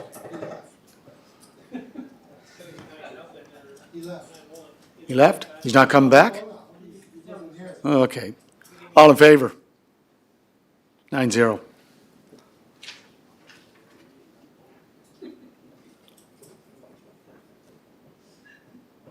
Go ahead. Moved by Deputy Mayor Yankoff, seconded by Councillor McCabe. Be it resolved that Council approve the request to amend Appendix G zoning map of the zoning and development bylaw from the low-density residential zone to medium-density residential zone for the property identified as 7 McKinnon Road, PID 374215, and amend Appendix A future land use map of the City of Charlottetown official plan to change the land use designation for the property identified as 7 McKinnon Road, PID 374215, from low-density residential to medium-density residential. Okay. Councilor McCabe, Councilor McKinnon. Thank you. This was another one at Planning Board I did not support to move forward, and unfortunately, I'm not changing where my stance is on this. Two things that were pointed out from two departments within the city. One was Public Works with concern about exit and entrance onto University Avenue with that one access point only. And the second would be from Fire, where we have only one access point, so safety. You know, I understand we're in a need for housing and development, but we also have to ensure that the houses we have are safe. So for me, those would be two reasons why I won't be able to support staff recommendation on this project without a solution to that. Okay. Thank you. Councilor McKinnon. Thank you, Your Worship. Echoing what Councilor McCabe said, because I think we've had issues in the past or resolutions in the past where fire services didn't have an in and an out, and we turned them down. So I won't be supporting this resolution for the same, for safety issues. Councillor Beck? Yeah, just a few questions. It's under the fire part, with the fire hydrant piece. I assume the developer pays for the fire hydrants that are required, or what happens there? Deputy? I do have a few other Yeah. questions. Okay, we'll just hold that. You want me to? Yeah, want me just to go through your group them questions. together? Yeah. Okay. We'll consolidate your The second questions. one would be on, just in the parking minimum, there was a recommendation of possibly reducing it to 0.5 for in terms of increasing the number of size. I'm just wondering if there was any consideration. I don't know if the applicant is here tonight, if there is any consideration given to that. And the third part is about the bike parking spaces. Should be provided in all multi-unit buildings. Is that a requirement, or is that just a suggestion? So those would be my three questions. Deputy? And I'm going to Defer. defer that to our Manager of Development Planning, David Gundry. Mr. Gundrum? Through your worship, just to address Councillor Beck's question, so payment for fire hydrants, I'm not aware that this development would have a requirement for additional monies paid for fire infrastructure. It's not at that scope and scale that we would ask for additional monies for infrastructure upgrades. For parking minimums, the developer hasn't indicated that they're willing to reduce down to 0.5, nor does our current zoning bylaw allow us to vary parking requirements in this area. So that would just be a non-starter. And in terms of bike parking requirements, those would not apply to a development of this sort, as far as I'm aware, under the current regulations that we have, just given the limited number of units that are involved. Councillor Matard? Thank you, Your Worship. To the chair, there's been a couple comments made regarding safety, fire and safety, and traffic. I guess my question would be, would that not be ironed out and determined what that would look like prior to the development, this application being going forward? Seems to be a couple unknowns around that. I guess I wouldn't feel comfortable supporting an application not knowing that those things would come to fruition around an in and an out and access for fire trucks and public safety. So, yeah. So was that not so to the chair or to the manager? Deputy Mayor? Yeah, thank you. You'll notice that in the report, it's then broken down into the shortcomings, and to paraphrase what actually is a shortcoming is the lack of two access points that might be an issue for road access to traffic volumes on University Avenue. So that's an us problem. So if we have identified that we need more access points onto the avenue for this reason, then that should prompt our Public Works to look at the University Avenue and what we can do, because development is going to keep happening. So these will prompt us, we need to address this. So that's, and the fire was obviously not a big enough a concern because it didn't make it in here, so they were clearly satisfied. Yeah. Thank you. Councillor Bernard? Thank you, Your Worship. I just want some clarity, I guess. So, looking at the map, this is the second lot on the right-hand side when you pull on the McKinnon Road. So there's 1, 2, 3, 4 lots on that side of the road. The other side is the Brown's housing, I guess. So just hearing what the chair said. There you are. Like the great Larentini. So is fire concerned or are they not? Really? Because, I mean, are these other houses a concern? 'Cause this is the second lot in on the right, so I'm trying to, and there's a road beside it. I understand that to be a private road that's right beside it that runs down to another lot. So I'm just wondering, is Sure. And if Is I fire was, concerned or so if I was there, what I'd be saying to his worship would be, I'll defer this to our manager to outline for us, because we did have discussion about this in planning board, And, yes or no, because it didn't make it into shortcomings. So did fire sign off on this? David? Through the chair to try and address that, fire did express concern, but they didn't express distinct opposition to the proposal. They just have concern. And I'll just highlight for council, it is an isolated development on one site. It's like an infill development. But I think in the fullness of time, if you replicate this multiple times over on McKinnon Road, which is a dead-end street, you're gonna hit a wall where you're gonna come into some major issues. Again, fire identified this out of concern because of what they've seen in other parts of the city over time. But again, they weren't expressing a hard opposition to this application. I'll just put it in those terms, so. Okay, no, thank you for that, David, because this is the only lot on the street though, right? There is no more room for growth. Through the chair, Councillor Bernard, that's correct. All the other lots on that street, as far as I'm aware, are not zoned up to R3. They're in lower zones for lower density development, so. And behind it would be the properties off Queen Street, I assume. Behind it would be the properties off Queen Street where that dead end stops. Correct, correct, Okay. Yep. Okay. Thank you. Councillor McKinnon? Thank you, Your Worship. I'm still not clear on this. Manager Gundrum stated that fire had a little bit of a concern. So seeing the fire chief in the room, can we ask him his opinion if there is any concerns? Because I know development have been shut down in the past. We didn't have an in and out for fire trucks to get in and out, and this one clearly does not have that, so if fire has a concern, just can we one hear sec. what the concern is? I'm just going to defer that to the deputy mayor, who's the chair of Planning, Development, Heritage. So thank you for that. And without putting the chief on the spot, we can give the option, if they're comfortable and are familiar with the file, feel free to speak. But if you want this to take it under advisement or defer to the manager of planning, that's fine too. That's what I got. Where is the chief? Chief? No, chief's there he here. is. Chief's here. The two chiefs are here. There he is. One on Yeah. each side. Oh, yeah. Chief? Thank you, Your Worship. You're on the and hot through seat. Deputy Mayor.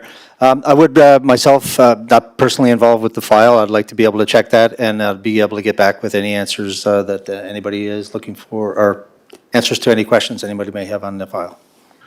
So, Deputy, do you wish to defer just 1 second? I'd like to first give our manager, Okay, thank you.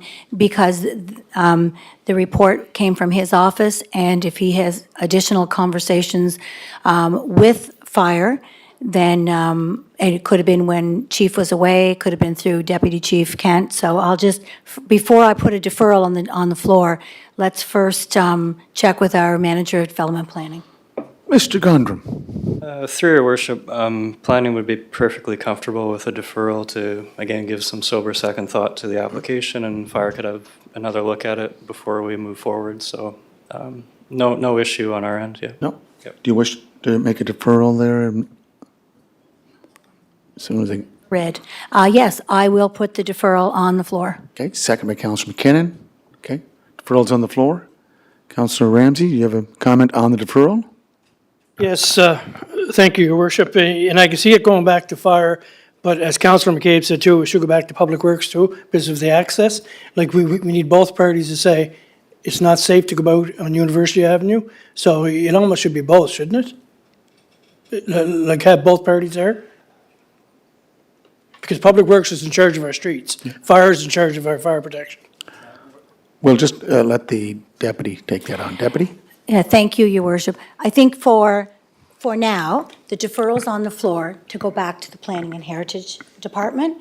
From there, the professional staff in that department will seek the clarification from whatever appropriate departments they need before it goes back to Planning Board and back to us. Yeah. They'll And check. if that works for everybody. They'll check with Protection, Emergency Services, Public Works, Environment, Sustainability, any department that may be affected. Councillor McCabe, good? Yeah, thank you. That was more the safety, whether it's fire, public works, so we just get a little bit more clarity, because that would be, thank you. Questions on the floor for the deferral? All in favor? 10-0. Okay. Next one, please. Moved by Deputy Mayor Yankoff, seconded by Councillor McCabe. Be it resolved that Council deny the request to amend Appendix G zoning map of the Zoning and Development Bylaw from single detached residential zone to medium density residential townhouse zone, and deny the request to amend Appendix A future land use map of the City of Charlottetown official plan from low density residential to medium density residential for the subject properties located at 171, 181 Kensington Road, PIDs 385-930, 385-948, and 555-177. Councilor Bedard. Thank you, Your Worship. I will be supporting the recommendation by the planning staff and the planning board for the reasons stated within the scope and magnitude of this particular project and the scale of density that surrounds that particular area, which is predominantly single-family dwellings, bungalows and such. But nonetheless, in all the other potential concerns that come along with having that much, that scale of development in that area, and noted through the public consultation and the residents who came and supported their community and the concerns they have in that area. So I will be supporting the recommendation to deny the application here this evening. Councilor Ramsey. Thank you, Your Worship. And I will be doing it too, but as I read the report too, like a lot of it is because it doesn't fit in the neighborhood from some residents and things along that line. So I want to put that in my memory bank for when other items come up through the city. Thank you. Oh, okay. Deputy Mayor Yankoff. Thanks. Yeah.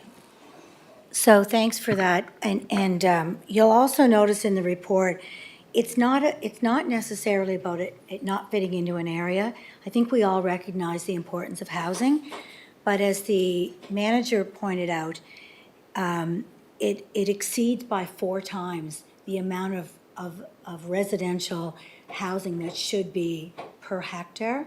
So it's important to say that other applications will come forward, and they're coming, that are going to seem similar, but they won't be similar. So don't assume because we can't recommend this, that others that do fit into the corridors that have this existing type of housing already, that we wouldn't be approving those.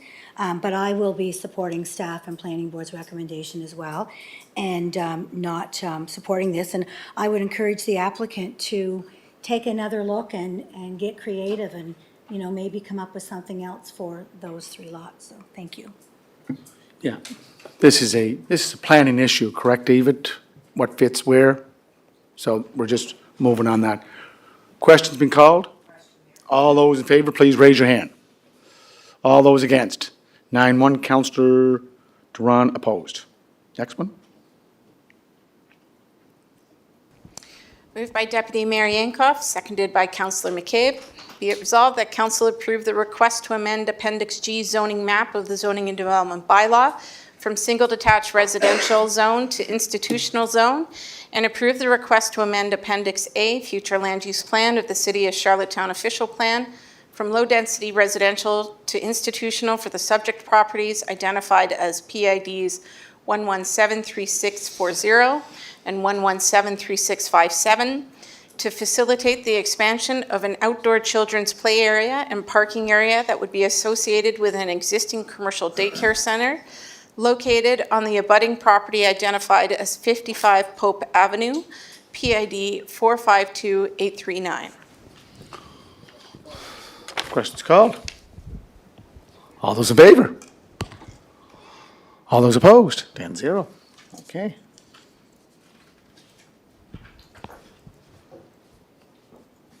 Thank you. Go ahead. Moved by Deputy Mayor Yankoff, seconded by Councillor McCabe. Be it resolved that Council deny the request to reconsider a decision of Council of August 13th, 2024, whereby denying the request for a site-specific exemption in a low-density residential zone of the Zoning and Development Bylaw as it pertains to 20 Ralden Avenue, PID 396937, to allow for the existing building, 325 square meters, 3,500 square feet, on the subject property to be used as an automotive repair shop, and that an automotive repair shop be added as an additional permitted use for the zoning that applies to the property. Deputy Mayor Yankoff? Thank you, folks. And so tonight's resolution is about a reconsideration. So in order for an application to be reconsidered, there's 2 stages to a reconsideration request. An applicant requests a reconsideration. The application for reconsideration is required to pass a threshold test. Staff's recommendation after reviewing this is it did not pass the threshold test. There was no new information, there was no material change of circumstance, and there was a clear doubt as to the correctness of the order or decision of the first instance. So in that situation, both staff and planning board do not recommend that we reconsider this application. However, again, it's here for council's final decision. But I just want to remind everyone, and I know we already know this, but tonight we're voting on a reconsideration. We're not voting on the application, we're voting on a reconsideration, and does it meet a threshold or not? That's what we're voting on tonight. Okay, Councillor Twill?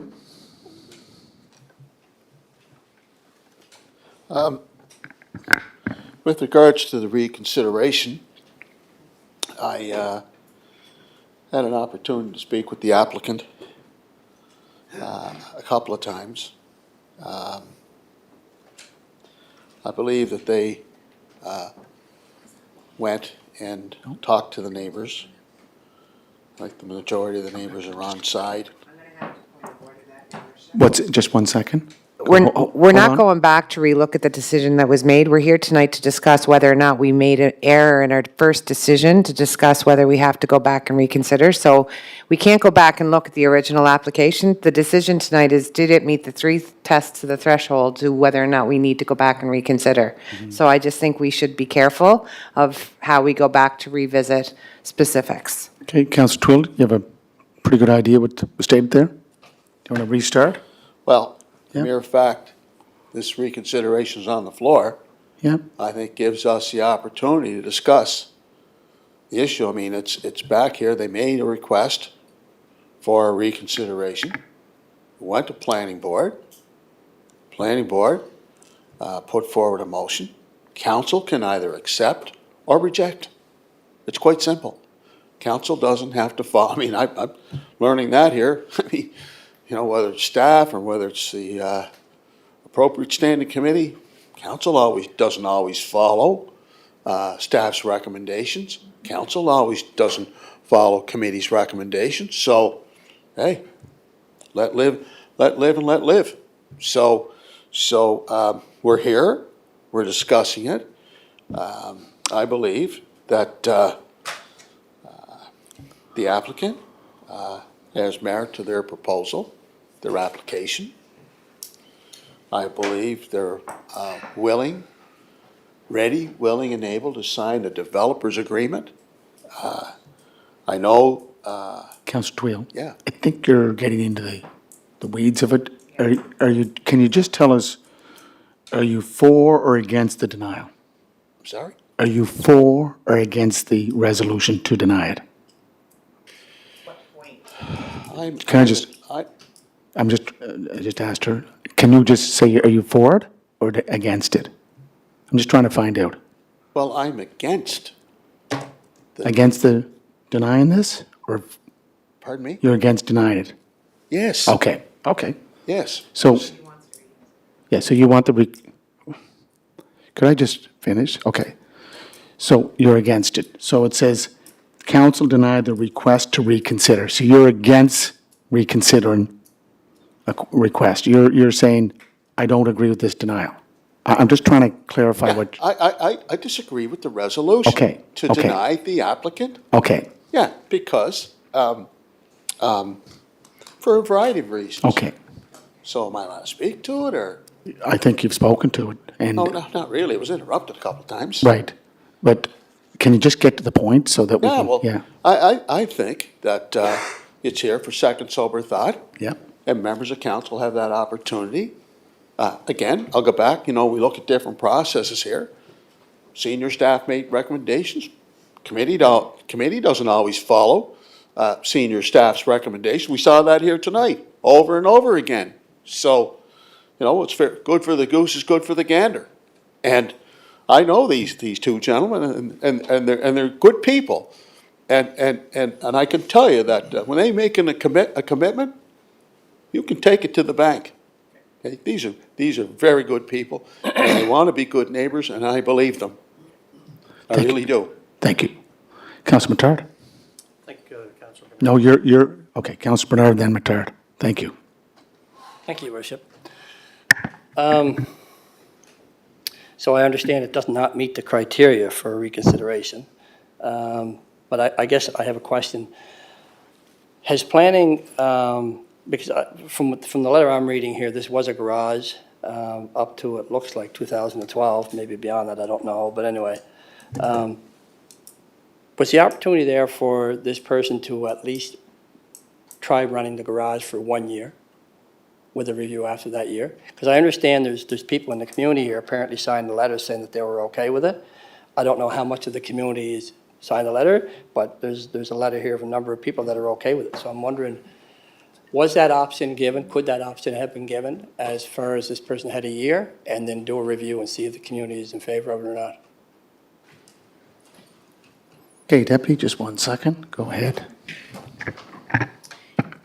Thanks for your question, Councillor Bernard. And, in a perfect world, that's a great question, but unfortunately, it doesn't follow the process of what we're here for tonight. Unfortunately, we're here tonight for a reconsideration of a decision that was made by council and whether or not it meets the threshold or not. Staff and planning board believe it has not met the threshold to reconsider. That's not saying that the applicant can't come back and reapply and look at things like you're suggesting. But tonight is about yes or no to a reconsideration. And if you don't agree with the planning staff and planning board and you want it reconsidered, the process will start all over again. But it will start all over again right from the beginning. And it will be under the same application. So, that's what we're here for. That's all I got. Just to clarify, Madam Chair, so the original resolution regarding this property, was it rejected by staff or was it supported by staff? Through your worship, to answer the question, staff supported the original application, Okay. but it So was that- voted down by council. Okay. Okay, Councilor Matart and then Councilor McCabe. Thank you, Your Worship. I know we're here for the reconsideration, and then we talk a lot about the threshold, meeting the threshold. In reading the report, me personally, I wasn't quite clear on, those threshold limits and what that really meant. I know that the applicant came back with some new information as part of their reconsideration, and a letter, and looking for an opportunity to give some more information that wasn't presented during that night of the open meeting. Could you explain a little bit of what that threshold was and how, to the chair, and how that reflected this decision? Okay, Deputy Mayor Yankoff. Okay. So I think that the majority of that question I'm going to defer to David, but I will give, an example that, one of the things that the applicant contends that the submission outlining the reasons for requesting a reconsideration, they feel that they were never given an opportunity to outline the operations of their business with council members. Whereas staff say that there were opportunities, there was a planning board meeting, and they could have spoke at that. But David, are you able, we don't do a lot of these reconsiderations, so I can certainly see why they're confusing for all of us. So David, if you're able to just summarize that up for us. And I will just remind us that we're here for council's reconsideration. It doesn't matter that staff didn't recommend it or did recommend it. This is about reconsideration of council's decision, just council's decision. So over to you, David. Yeah, no, I just wanted to, just a verification, a clarity on what was the recommendation, and the recommendation was green light. Mr. Gundrum? Could you speak to it? Yeah, through your worship, to address the Chair Planning Board's question, or try to address as best as I can, the reconsideration regulations in the zoning bylaw, there's 3 threshold tests. I don't have them completely committed to memory. I don't have them in front of me. But they, in essence, hinge on whether there's any technical errors that occurred in the course of the process. So if New there- material facts New or material evidence facts. not available at the time of the initial order or decision have come to light. Subsection B, a material change of circumstances occurred since the initial order or decision, or subsection C, there's clear doubt as to the correctness of the order or decision in the first instance. Correct. Those are the 3. And 3, yeah. I'll just add to the context and the story here. I was the reporting planner on the original application, and we recommended approval of the application. Again, that was voted down by council. And in the interest of keeping this as unbiased as possible, I deferred this report to our senior planner, Laurel Palmer Thompson, to author, because that would have placed me in a conflict of interest because I authored the original report and it wouldn't be appropriate for me to author the reconsideration report. So our senior planner, she provided her own professional planning opinion. I signed off on that, and she opined that this request does not meet any of the threshold tests under the regulations in the zoning bylaw for a reconsideration request. So. Those 3 areas that are outlined in the bylaw under section 3, subsection 15.3. Okay. Correct, yep. Okay? Thank you. I want to clarify. I think that the applicants are very good people too, and I don't want anyone thinking that I don't feel that they're great people and that they would have provided. I did ask for more information about how that could look and how that could be presented in the community prior to the original vote we took. But that original vote happened, and I just want to reiterate that it is a technical decision we're looking at tonight. I'm pushing big to have this right out of our zoning development bylaw, this section. I think that there are courses of action if people aren't happy with council's decision. That's IRAC. They have opportunity to go and appeal and see if we made the right decision. But a lot of times what happens is it comes back to us and it becomes more political rather than technical. And the question tonight was, did we technically follow the proper process? And for me, I have to say that we did, and I'm not going to be able to support a reconsideration. Thank you. Okay. Councillor Tweel, second time. Then Councillor Bernard. Well, I think you used the word technical, and from a technical perspective, the manager said originally he supported the application. So he's not political.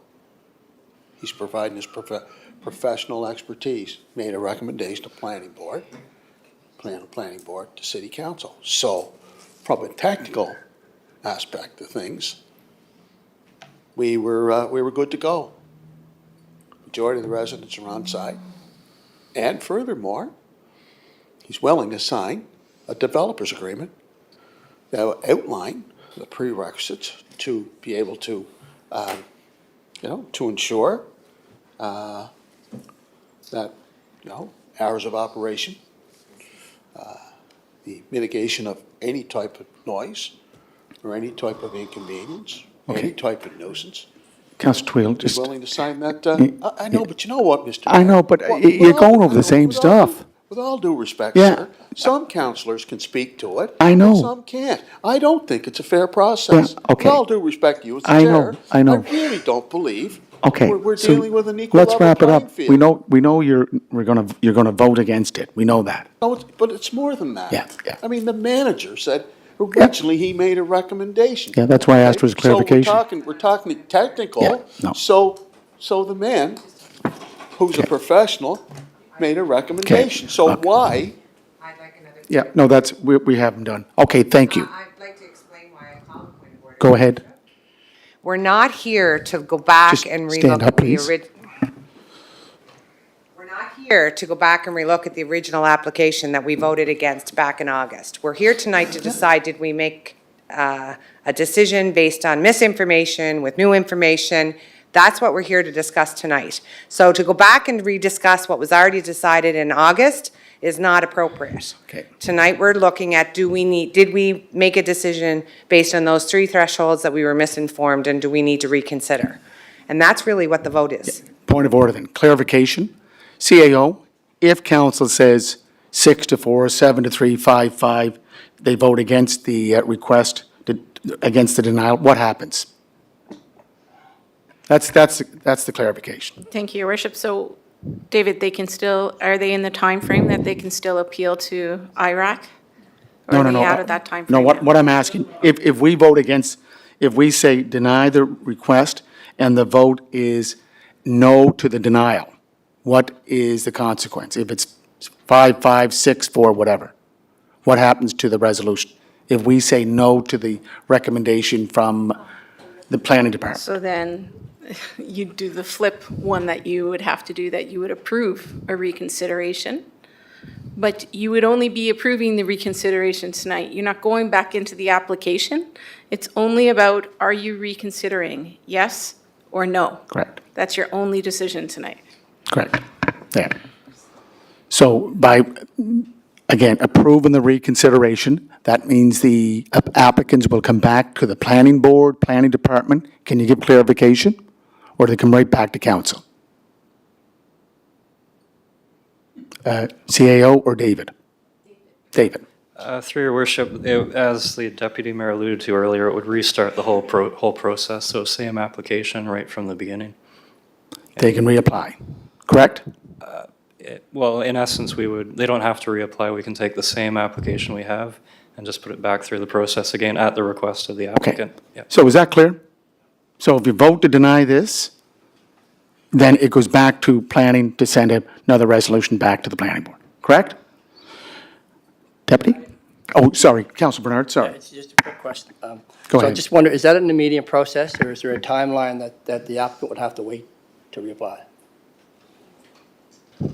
Through your worship, Councillor Bernard, I'm not aware that there is a stipulated timeline, that there is an expiry date on that, but I don't have the bylaw in front of me. I'm not aware that there is 6 months or 1 year in which it would be at the request of the applicant. So if council approves the reconsideration, we have to take direction from the applicant when they want to move forward with it, because it's their application, right?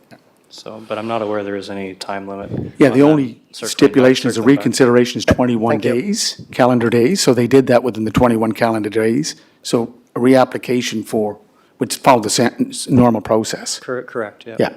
Deputy?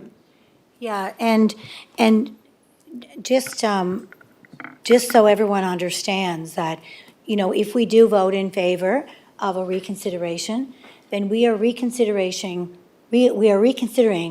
the original application. This is not an opportunity for the applicant to change their application and change what they're doing. No. This is a reconsideration of what they already have done. Yeah. Yeah. Yeah. Okay. Yeah. And again, what was submitted was a recommendation from the planning department to approve it. Okay. Questions called. Okay. All those in favor of the resolution, that is the denial, put up your hand. Okay. Deputy Mayor Yankoff. Council deny the request. Okay. All those in support, please put up your hand. So it's Deputy Mayor Yankoff, Councillor Beck, McAleer, and McCabe. All those against denying the request. Okay, so it's Councillors Matart, Tweel, Ramsey. I know Duran's there. Duran, McKinnon, and Bernard. Okay, so this goes back through the process, correct? Correct? Okay, thank you. And Bernard, okay. Is there any more resolutions? Okay, few readings. Okay, let's get to round two.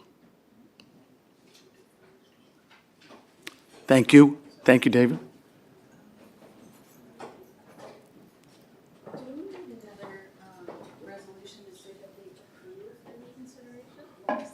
We will have to, because we denied this.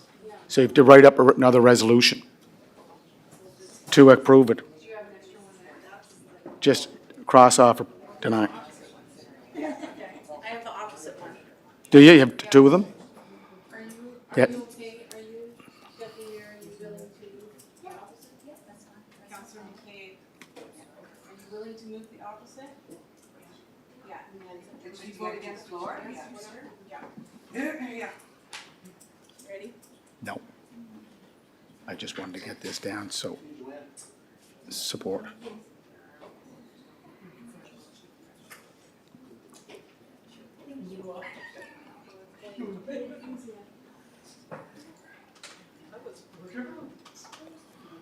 Yeah, can you just take a moment recess, please? Just a moment recess, yeah, sorry about that. Just keep it rolling. He has to go to the washroom. So we're gonna recess? Just for a few minutes.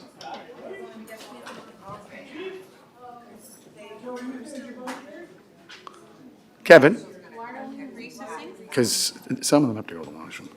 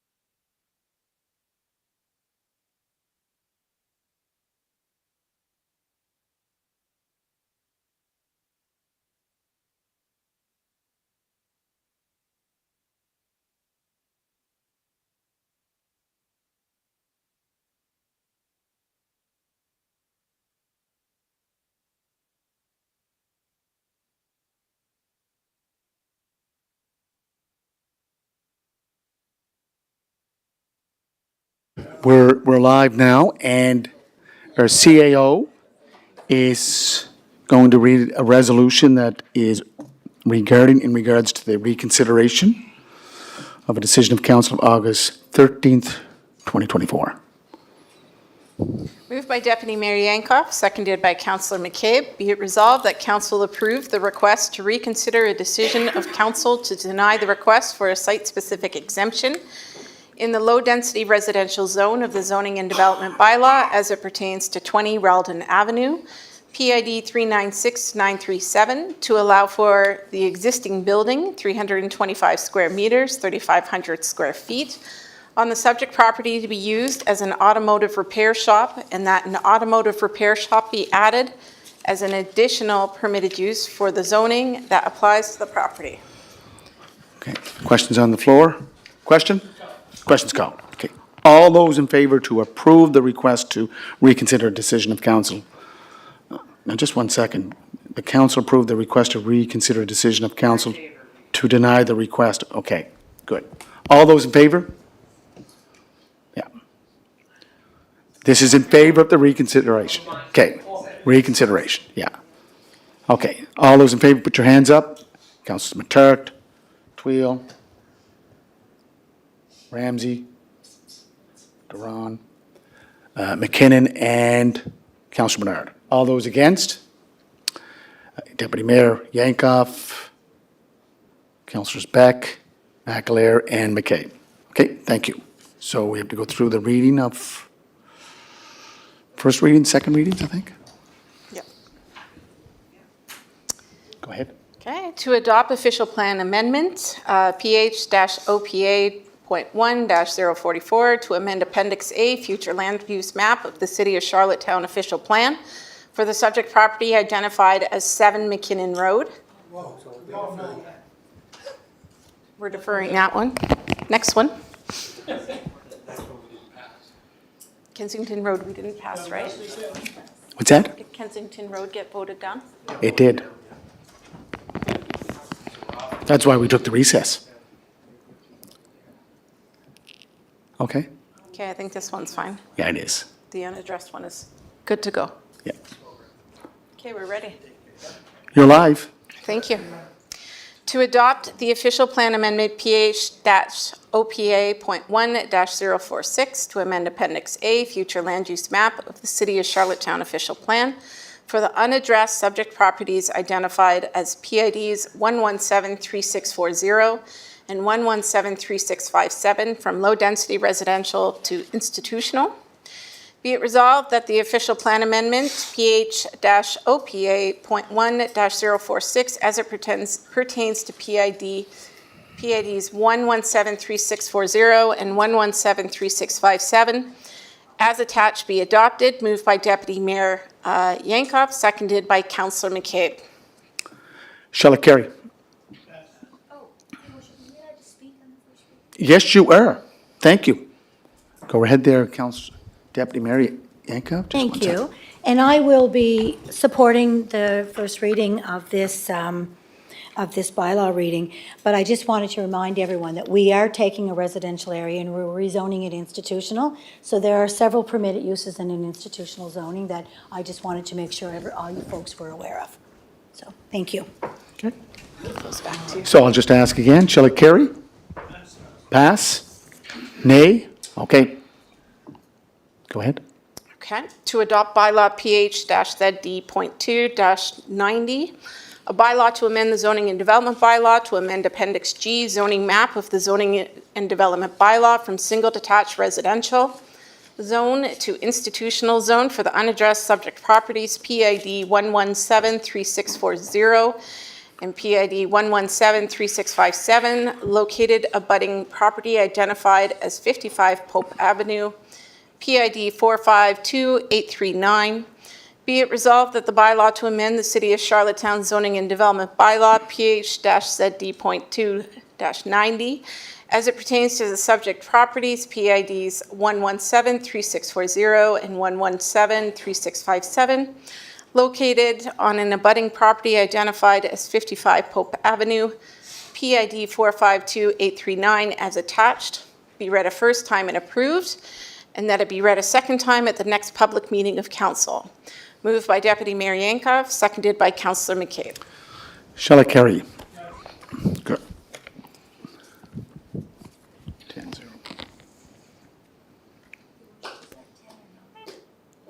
10-0. Who said no? No? All, any nays? No? Yeah. So Tracy or the CAO, do we have to read the other ones or just notifying the public record that they were not read? Is that not required? The other two, leave it as is? Okay. Okay. Okay, do you have another one? That's it? Okay. So on our agenda, we have next, if I can find it.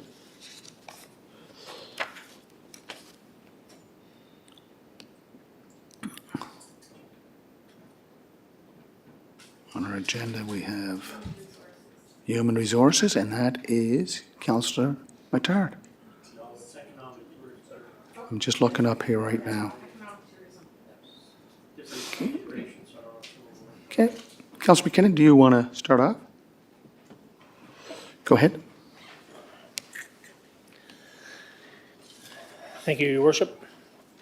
Economic Tourism and Cultural Development Committee met on September 19th. The Arts Advisory Board met on September 26th.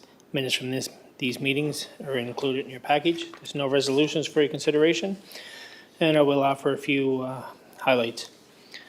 First off, I'd like to congratulate City's Civic Engagement and Events Coordinator Charlotte Nicholson, who recently graduated from the International Festivals and Events Association Certified Festival and Event Executive Program. It's quite a handle. Small Business Week will take place October 20th to the 26th, and it's the perfect opportunity for all to recommit to buying local.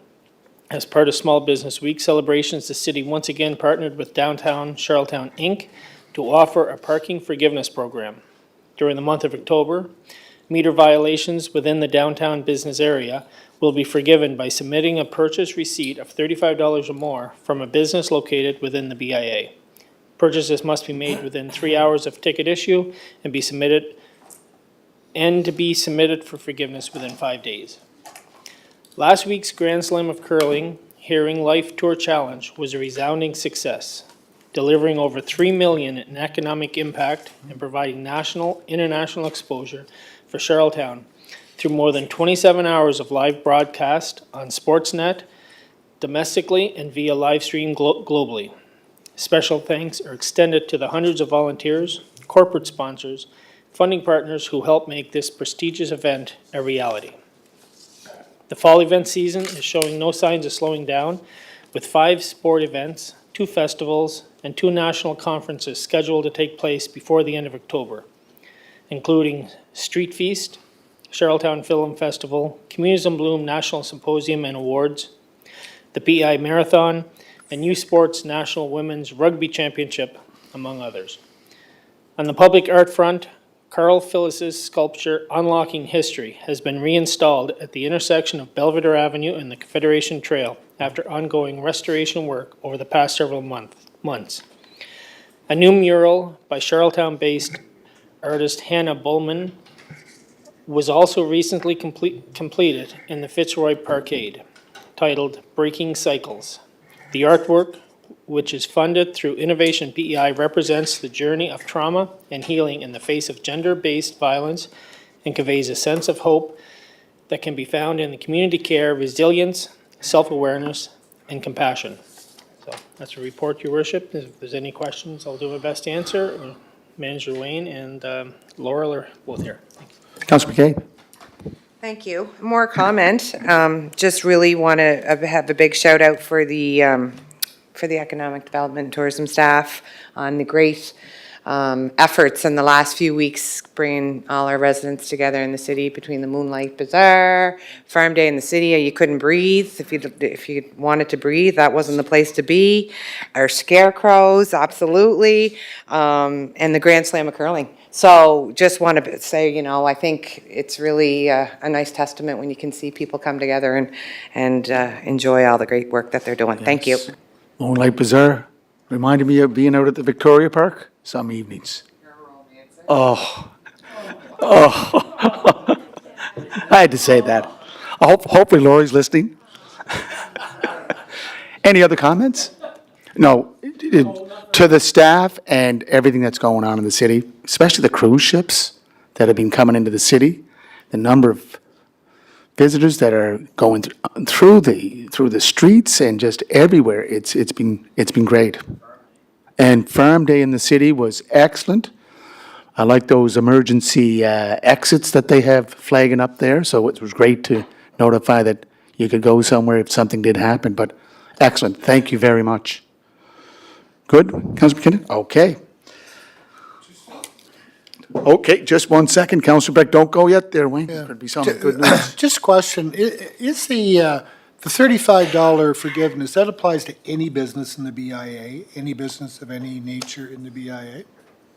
Through to the chair or through to Wayne? Do you want to just defer to, okay, Councillor Butt, could you please repeat the question? Yeah, the $35 purchase for the parking forgiveness for October and December.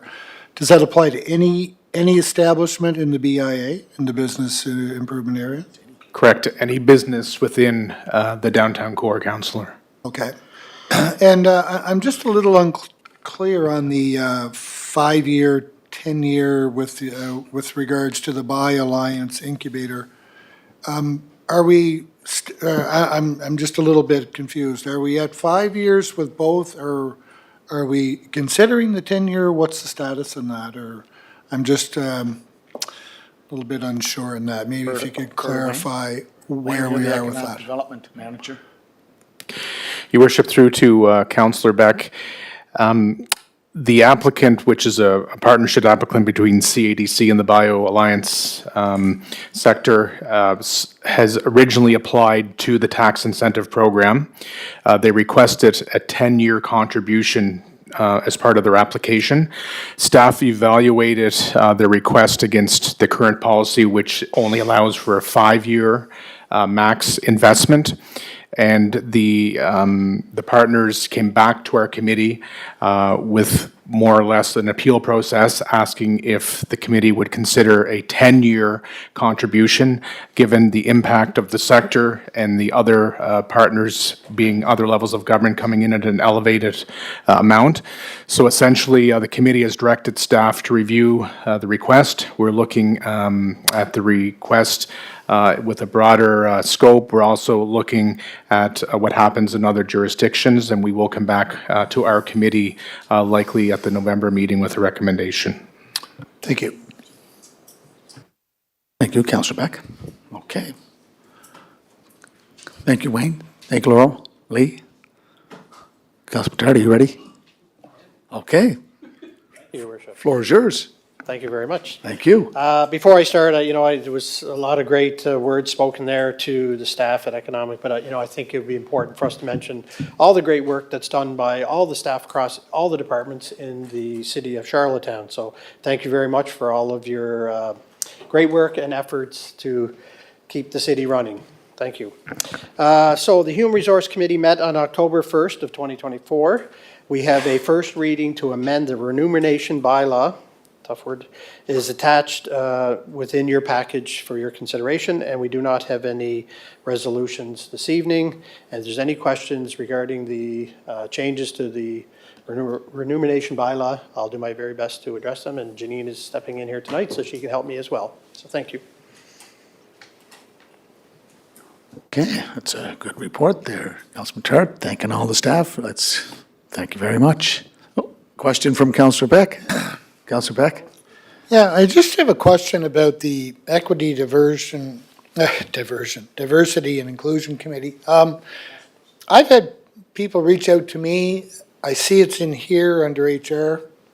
Where does it belong? It's moving to strategic priorities. So it was in here, common? It's, Okay. yeah. So just clarify. That's good. Did you want to clarify that? Councillor Beck, that was a discussion at our last committee meeting, and I believe it was decided that that would be moved under your area of responsibility. I'm not going to profess to say your title. Thank you. Okay. Okay, thank you. Moving on to Protective and Emergency Services, Counselor Kevin Ramsey. Oh, wait, now, just 1 second. She has to read the enumeration bylaw. Pretty ironclad this time. The purpose of this bylaw is to amend the City of Charlottetown's remuneration bylaw 2020-RMN-01 to reflect the recommendations of council while also aligning with CRA, the Municipal Government Act in the City of Charlottetown. Be it resolved that the bylaw to amend the City of Charlottetown remuneration, I can never say this word, bylaw. Remuneration, that's how we say it. Enumeration? My gosh, I'll just go with it. 2020-RMN-01 and be read a first time. Moved by Councillor Matart, seconded by Councillor Ramsey. Is it a bit of a slippy resolution or a slippy? No. You guys in Ontario say slippery, we say slippy. Okay. Shall it pass? Pass. Please raise, okay. Shall it pass? Okay. Nay. Any nays? Go ahead. Is this first reading or second reading? I think this is first reading. Wish to speak to it? I do, yeah. This is the change that we had talked about before, right? Where in the previous, it used to, this is with the RRSP and the TFSA, correct? Councillor Martin, are you? I think he's putting it together.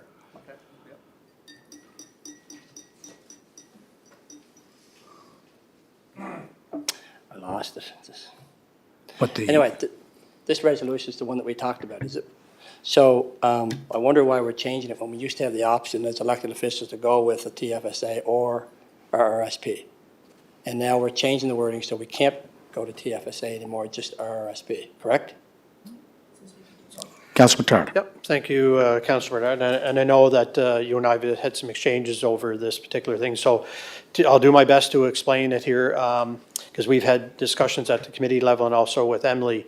So as it turns out that through this bylaw that we have to invest in a retirement savings plan. According to CRA and the work that Emily has done in researching, a tax-free savings account is not considered a registered savings plan. So what we have changed as a result of that is you will have the option to contribute to an RSP through Section 5 here, through the City of Charlottetown or your own personal RSP contribution, but it has to be through an RSP. If you are ineligible to contribute to an RSP because you don't have your room, then you have the option to put it into a tax-free savings account. So we went back and forth on this, and through the work that Emily's done, that's what the conclusion was, and that's in line and proper with CAR standards of a registered savings plan. So that is changing for what we've done. So this is a second change to this, because the last change, we did not have the option for us to go to our own RRSP account. So that has been added in as an addition to that. Or a tax-free savings account if you do not have the contribution room any further, then you would have to put it somewhere. And in this case, it would be a tax-free savings account. Yeah. Okay.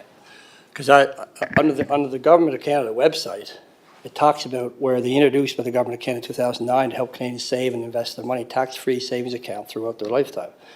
The savings vehicle allows for you to set aside money in a TFSA for any purpose, whether you are saving for your education, retirement, a home, or simply for a rainy day. The earnings made to your TFSA will generally not be taxed, similar to an RRSP. So you can make contributions and withdraw funds whenever you want without penalty. Contributions, however, can be made if there is available contribution room. TFSAs are not just for saving, they're for retirement. So I don't know, the government recognizes it as a retirement vehicle, so I'm not sure why we're not. And that's the issue I have. We should have the flexibility to put it in our own RSP or our own TFSA, depending on what our financial advisors suggest. So I did challenge our manager on that, and at the last committee meeting, she assured the committee that it does not qualify through a registered retirement savings plan as per the remuneration bylaw that says that that's where we are to contribute to. Janine is here, not to put you in the spot, Janine, if you have anything that you feel you can contribute to it, feel free, but this is, I mean, I don't have I can't do the back and forth whether it is or isn't. I just going by the information that was provided to Emily, to the committee, and the committee was satisfied with that being the final decision, as we could not contribute to a tax-free savings account unless we did not have the contribution room to an RRSP. Okay.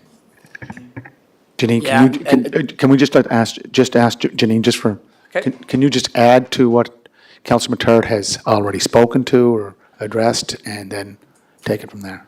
Yes. So just to I add to can't what get back Councilor on it. Matart was saying, the city, so yes, you're right, the TFSA can be used for that. However, under CRA, it's not considered a retirement plan, if I recall correctly, and I may have to come back with this. I believe the MGA actually specifies that we need to contribute to a retirement plan. So once we look at CRA, look up what retirement plans are, a TFSA is not considered a registered retirement plan. So we will be putting it into those, either group or personal. In addition as well, with CRA, once you hit a certain age, you're no longer allowed to contribute to an RRSP, whether group or personal, and at that point, we would be willing to switch over to the TFSA for those members. Okay, and I don't want to argue with the staff person here, but it's clear in the government website where it is a savings vehicle. It is a retirement vehicle. It's spelled out there. So for someone to say the CRA is not allowing you to use it for savings, for retirement, their website says it's a vehicle for that. So, you know what, if we need to get it clarified through CRA, I'd like to defer this until we do. So I think we should have the option. Councilor Matard, you're back on the, you just tell us what you want to do. He's made a request for deferred. Yeah, I know, he's made a request. Do you? Yeah, well, I mean, I want- don't know what more to say. I mean, I can't Yeah. defend it either way myself. No, I yeah. mean, it is, I'm taking it at the value that was provided to me by the manager, and expecting that she did her due diligence in understanding the difference between them and what our MGA what our MGA states and what Canada Revenue Agency deems, and to come to that conclusion is where we are. So can we defer it Yeah, until we get just- clarified okay, through CRA? Just 1 second. We do have our CFO here, who I believe has an understanding of CRA and being a charter CPA. Is it all right we do go through him, Mr. Mattar? I have to put Mr. Jenkins on the. Oh, no, he's, Clearly have done that. he already So, pressed the button. Mr. Jenkins, if you'd like to address that, please feel free to do so. And I will point out, to put the CAO on the spot, she was in the discussion, so maybe she can add something to that contribution as well. Maybe I'm just not explaining it. Okay. Yeah.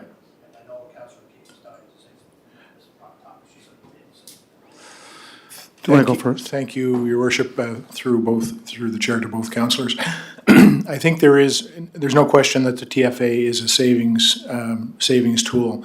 The difference is that it's not a registered retirement device, and where the city can contribute to a group RSP or a pension plan without taking deductions, i.e. treating it like salary or other benefits. The contribution to the TFSA is subject to those deductions. So if a councillor chose to take the TFSA payment, there would be deductions in terms of income tax and so on, whereas to a group RSP, there would not be. And I understand that's the difference between the two plans. Okay. And that's what I'm saying is we should have that option. Because as you get older, an RSP is not much good to you, where a TFSA is a better benefit. And they're both recognized through the federal government as retirement vehicles. Okay. Is So, it best that's all I'm just saying. to bring this back to Human Resources? I know that Emily is out because of a family issue, so she's not here. Councilman Matard? Well, I mean, we have no issue bringing it back, but I think we had brought it back, so it has gone back. We have vetted it through Emily and understanding what I will only say what the majority of council have requested of me to bring back. because not everybody requested that, so there was a majority. And this was the output of that based on, because I did talk to them, and I don't think it made a difference to her either way. Like, it's not like a thing where she wants it one way or the other. I think it was just, we're following the process of a registered retirement savings plan as per that direction. And that's where we landed. So I came to the conclusion, okay, we've gone down this road, and so if we're going back, we're doing the same thing. We're Yeah. gonna go back and Get the likely same. get the same outcome unless there's another avenue that we haven't looked at that can determine that a tax-free savings account is in fact, fits within that, but I'm told it doesn't, so. Do you want the CAO to, If she has something to Yep. offer, then please do so. CAO yes. Eleanor?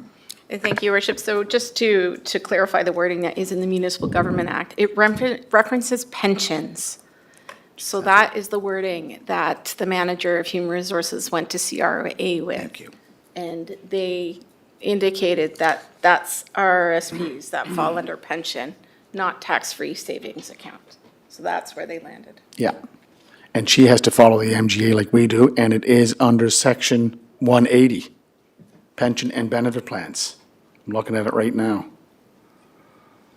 Yeah, Section 80, Areas of General Jurisdiction. What? He's moving it. Okay, who wants to second it? Okay, so now the deferral's on the floor. So just speak to the deferral. Thank you. Thank you, Your Worship.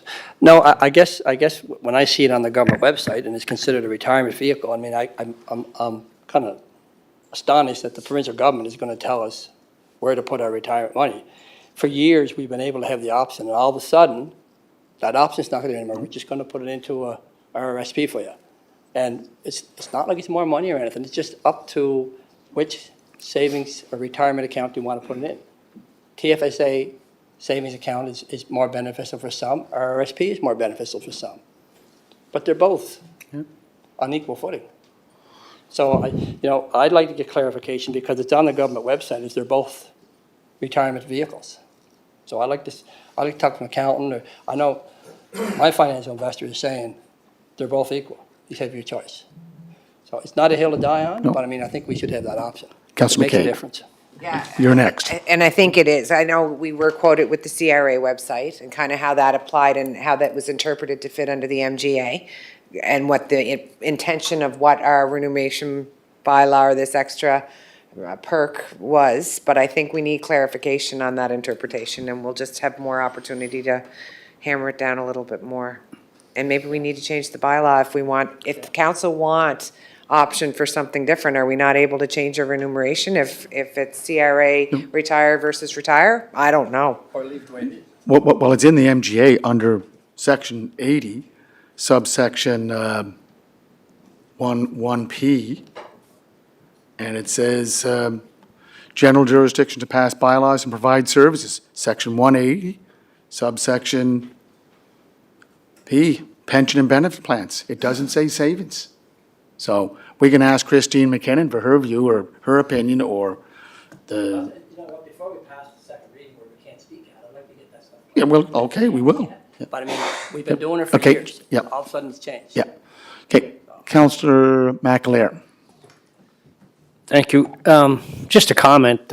Since I've been a member of council, I've, like many, I guess, enrolled in the plan. I have RSP room. I just enrolled in the TFSA. I didn't get into any discussion with anybody about it. I'm just enrolled. I've been enrolled in the TFSA and continue to be. So I don't know if that adds to the confusion or clarifies anything, but, or maybe I'm offside. I don't know. Councillor Beck. Councillor Beck. Yeah, I don't know. I think we're flogging this to Yeah. death myself. We've gone through this on various iterations. We've received professional, Emily's did all kinds of research on it. I say I'm not supporting a deferral. I think we just go ahead with what we have and move on. As much as I'd love to have the option, I just think we have to cut it. And move on. Cut it right now. Okay, all those in favor of the deferral, please raise your hand. Deputy Mayor Yankov, Councillor Twill. No. Councillor McKinnon. Councillor McCabe, Councillor Bernard, all those against Against the deferral? The deferral, against the deferral. Matart, Beck, Ramsey, Duran, and McAleer. It's tie. I go with moving on. We'll move on. Go with the second reading, or first, is it first reading, second reading? Yeah. Okay, let's just do that. Let's move her on.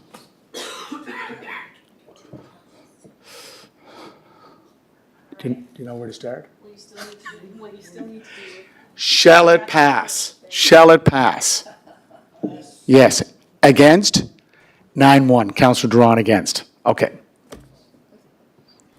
Be it resolved that the bylaw now be approved as city bylaw and that it be entitled City of Charlottetown Remuneration Bylaw Slippy. 2020-RMN-1, and that it be read a second time at the next public meeting of council, moved by Councillor Matart, seconded by Councillor Ramsey. Shall it pass? Anyone against? Councillor Duran, 9-1. Okay. So our next report is Protective and Emergency Services. Councillor Ramsey from Ward 5. Thank you, Your Worship. Protective and Emergency Services Committee met on September 18th and September 20th, plus it's not in here, but this past Friday, October 4th. The minutes are in your package. We have no resolutions. Any questions? We have our fire chief here and our police chief and myself, and we'll certainly try and answer them. Thank you, Your Worship. Okay, thank you kindly. No resolutions? Okay. Councillor Twill. Oh, come on. Thank you for your report, Councillor Ramsey. I want to go to item B, Fire Underwriters Survey Update. I understand the report has been submitted to the chief. I don't know, was that discussed at your committee level? Can you give me a time frame as to when this is going to be coming to city council? So we can have those deliberations and discussions as to where we're at with the recommendations in the report. Councillor Ramsey? Thank you for your question, Councillor Trio. We just received it last week, a draft. We went over it in a closed session, and when there be more, once we get through the whole draft, it'll be brought up to council. Am I correct, Chief? Through your worship, through Chair and Councillor Twill, yes, we hope to have a report on the recommendations back to our committee in November. Councillor McKinnon. Thank you, Councillor Ramsey, for your report. Our question, I guess, is there any updates on the e-scooter meeting that you had back in September that you can provide us some information with? That's a good question, Sergeant Craswell.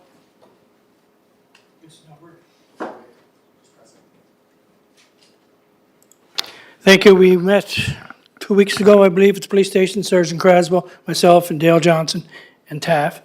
And they're still working out the things that are going on without the helmets and everything. It's almost like, my own personal view, he would like to have our police force on every street and sort of, like it's our job now, like to sort of police it, which is true. And there's no way that he can get on there. Chief, maybe I'm wrong in saying this, but he has a whole list of things that he would like to see our police department do. But then again, we try to explain to him it's his business, it's his project. I don't know how he can get on there and have people forced to wear a helmet, things along that line, and stay off the sidewalks, because we all thought that once they go down the boardwalk, they're supposed to shut off in certain streets and sidewalks, but that was not happening. So it's still in discussions. I had to leave that meeting to rush out here for another meeting. But Sergeant Croswell and Dale Johnson, I didn't have a chance to talk to them yet, see how that finalized. But as soon as we do, we'll certainly get back to council on that. Deputy, do you want to speak? Deputy, you're next? And then I changed my mind. you're good? I had my question Good. answered. Councillor McKinnon. Second question? Yeah, just follow up to the same with e-scooters. Do we know how many companies are operating right now in the city with e-scooters and e-bikes? There's one with TAF we all know of, and then I believe there's another one, but I don't think they're registered. They never went to Public Works about getting property or anything. Yes, Chief McConnell, is that true? And there is some private owners with scooters out there. So maybe Chief McConnell can answer that, Your Worship? Chief? Your Worship, yes, I'm aware of two businesses, but as the chair had indicated, it's probably best to flush some of these details out in our next committee report. I haven't had a chance to be briefed by staff on the meeting or what is the outcomes from that. Okay, no resolutions? Okay. Parks, Recreation, and Leisure. Councillor Mitchell Tweel, Ward 4. Good evening, members of council.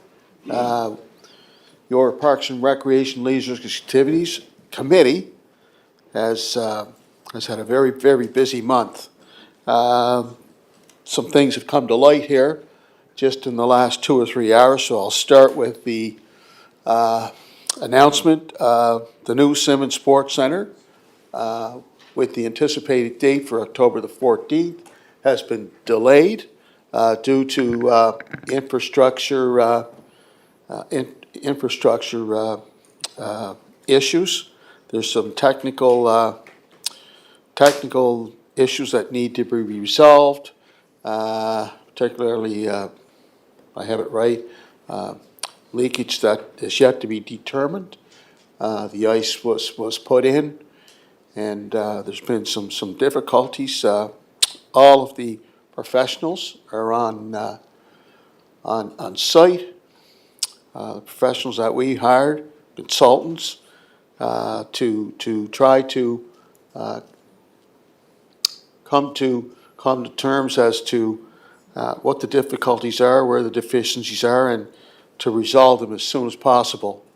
As you know, council did take a tour of the facility recently, about a week ago. We were very excited about the facility, the amenities in the facility. It's a gorgeous facility. I know our community groups, user groups are going to be very, very pleased once it's opened. I would like at this time to apologize to all of our community and user groups. I can tell each and every one of you that all hands are on deck. We want to be consistent in what we're telling the community, so that's the message here tonight. You did receive the information prior to council meeting. So when we have more additional information, we'll be providing that to all members of City Council and to the community at large. So, sometimes these things happen. They're unforeseen circumstances, and hopefully that beautiful facility will be open before we know it. So that's what I'd like to bring to your attention to begin with. On another front, just recently was made aware that former football player at the University of Prince Edward Island, when we had a football team, Mike Tokus, has passed away. Mr. Tokus was a phenomenal football player, recruited by Ed Hilton, played with Vernon Paul, and other great players in those great years at UPEI. And it just goes to show the type of talent that we had at the University of Prince Edward Island. Mr. Tokus was recruited and attended training camp for the Ottawa Rough Riders. So that's the kind of talent that we had at the University of Prince Edward Island. So I wanted to extend my sincere condolences to his family, his partner. He will deeply, deeply be missed. He was a great member of the island football community.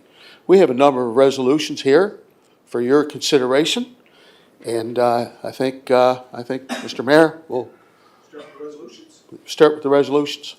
Thank you. That's your recommendation? Okay. Resolution number 1. Oh, wait, no. Hold on, Councillor Beck. You can wait till after. Well, it's just before the Could you stand up, old buddy? Yeah, sorry. Yeah, thank you. Just before the resolutions, I Yes. just have a question about the minutes. Oh, go ahead. Is that okay? So I was looking at the youth engagement terms of reference. The committee has said, provide monthly written updates and reporting biannually to the Strategic Priorities and Intergovernmental Cooperation Standing Committee. Councillor Beck, I think there's a resolution for the terms of reference, is there not, Eleanor? Yeah, do you want to wait for that to come up? Okay, so I'll speak it to. Okay, good. Councillor Twill, see, he's already prepared. Thank you, Councillor Twill, for that. Thank you very much. Okay, we'll read the first one. Oh, no. He knows his package.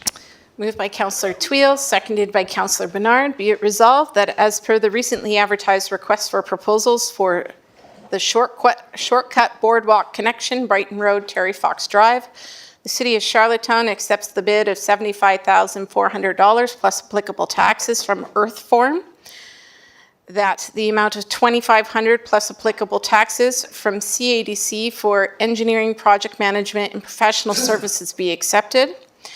And further, that the mayor and CAO are hereby authorized to execute standard contracts and agreements to implement this resolution.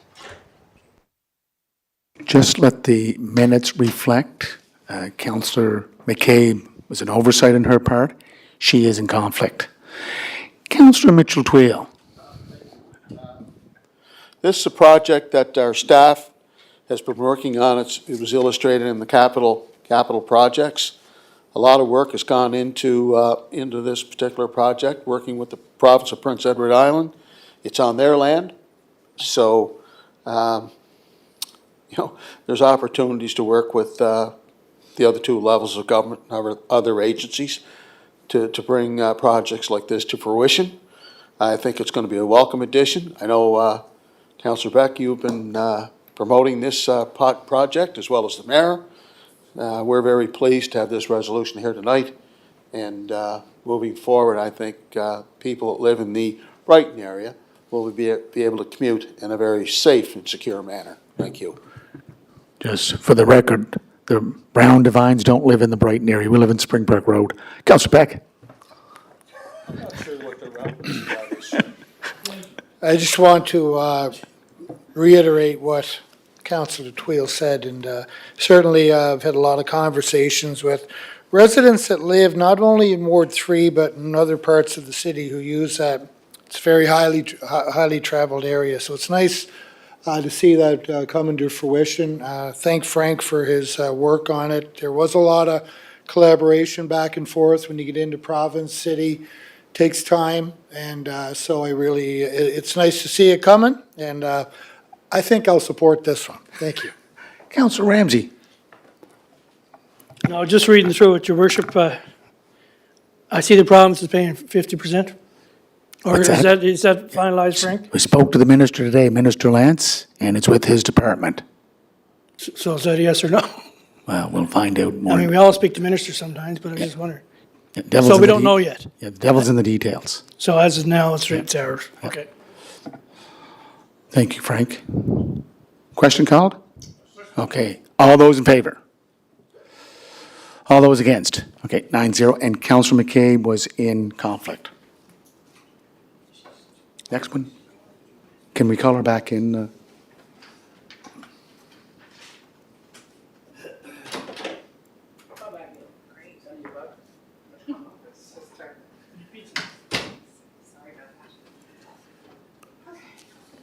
Yeah, go ahead.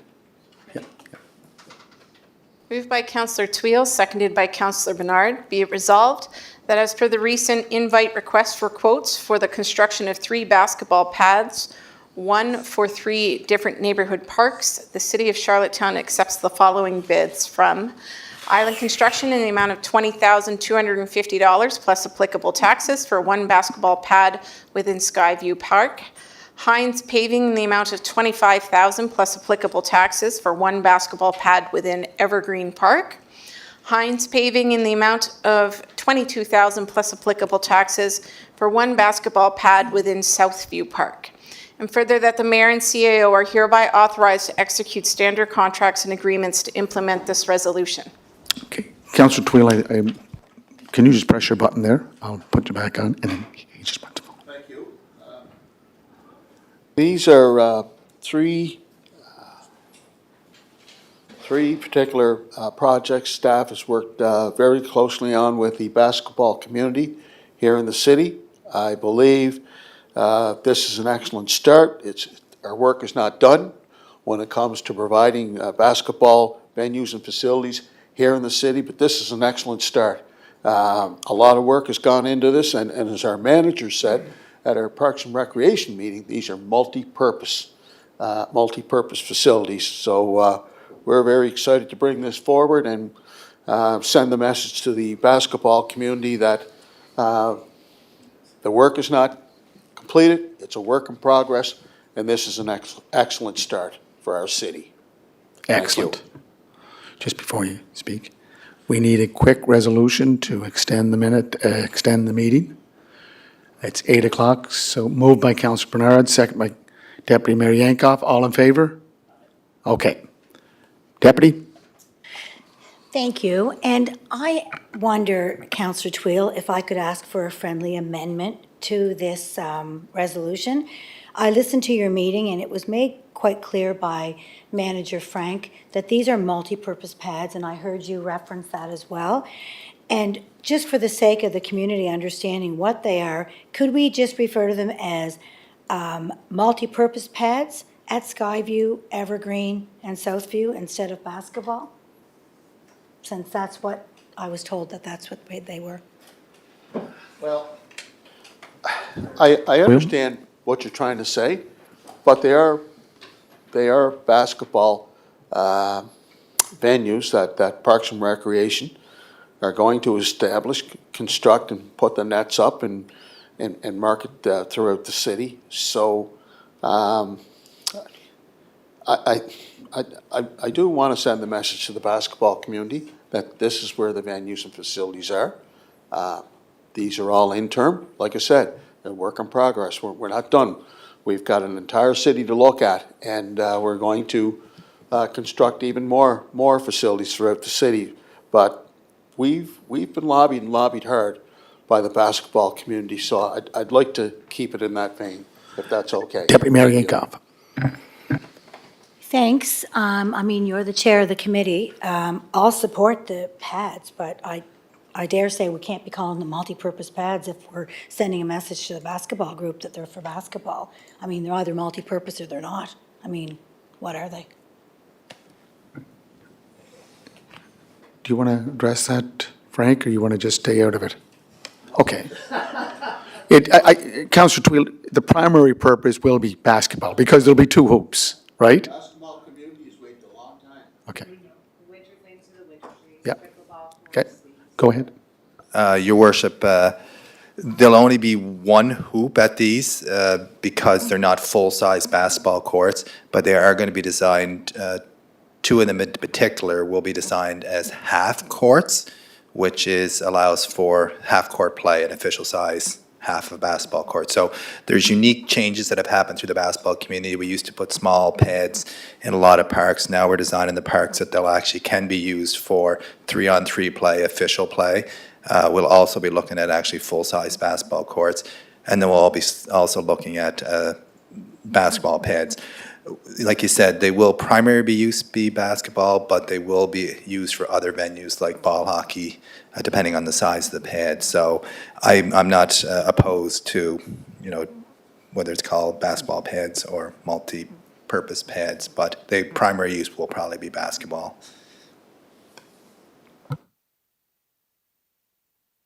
Questions called? She's got a friendly amendment. I just waited to hear from Councillor Tweel and Frank. So is there support for the friendly amendment? Please put up your hand. All in support? If you're in support, The amendment would have to be accepted by the mover and the seconder. well, thank you very much. Mover, seconder is Councillor Tweel, Councillor Bernard. Councillor Tweel, are you in favor of the friendly amendment? Okay. Councillor Bernard? Just 1 second.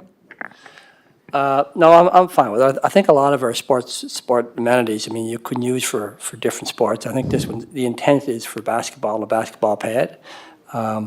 but there's also room for playing other sports on it. But I think the idea of this, when we went through it, was for a basketball pad. And that's the primary use for them. So, thank you. Okay, Councillor Beck, good?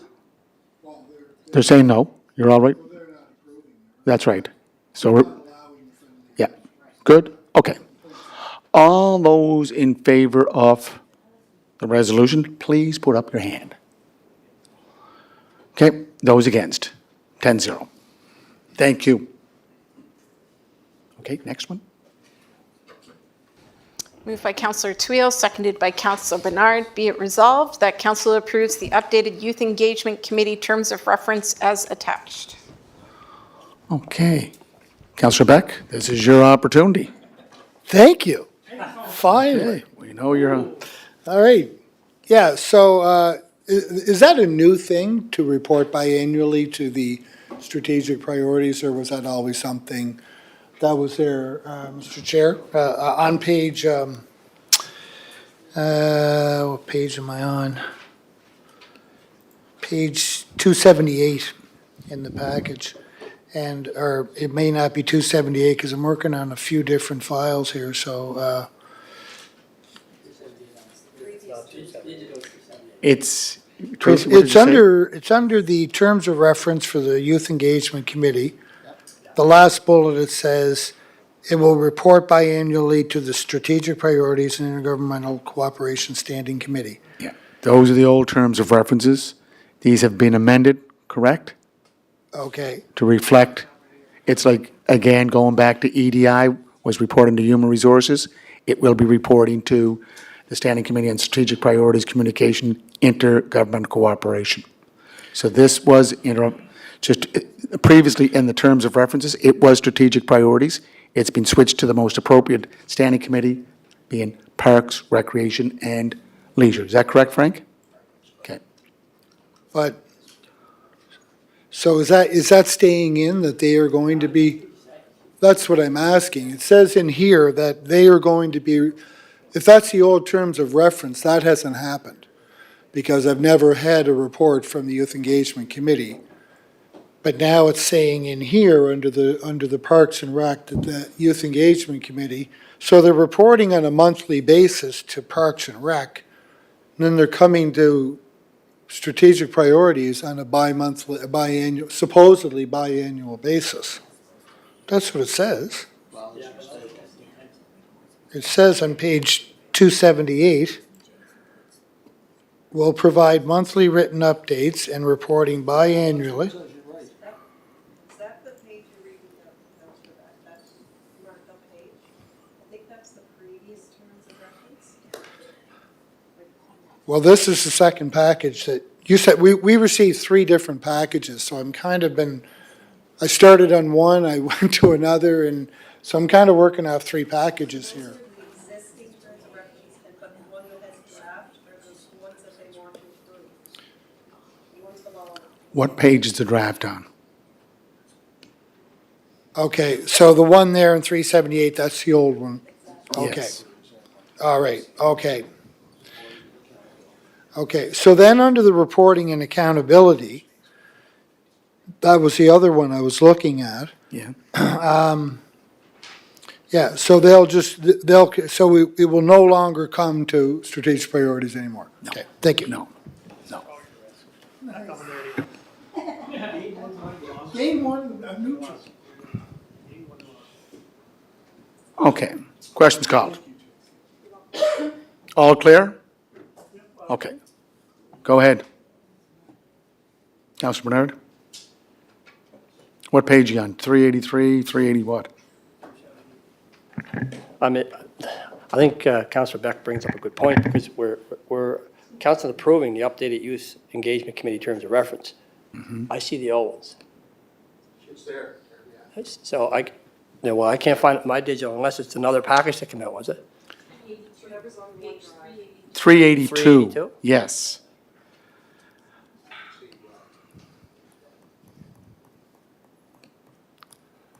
Anyway. Just gotta go here and hit 382.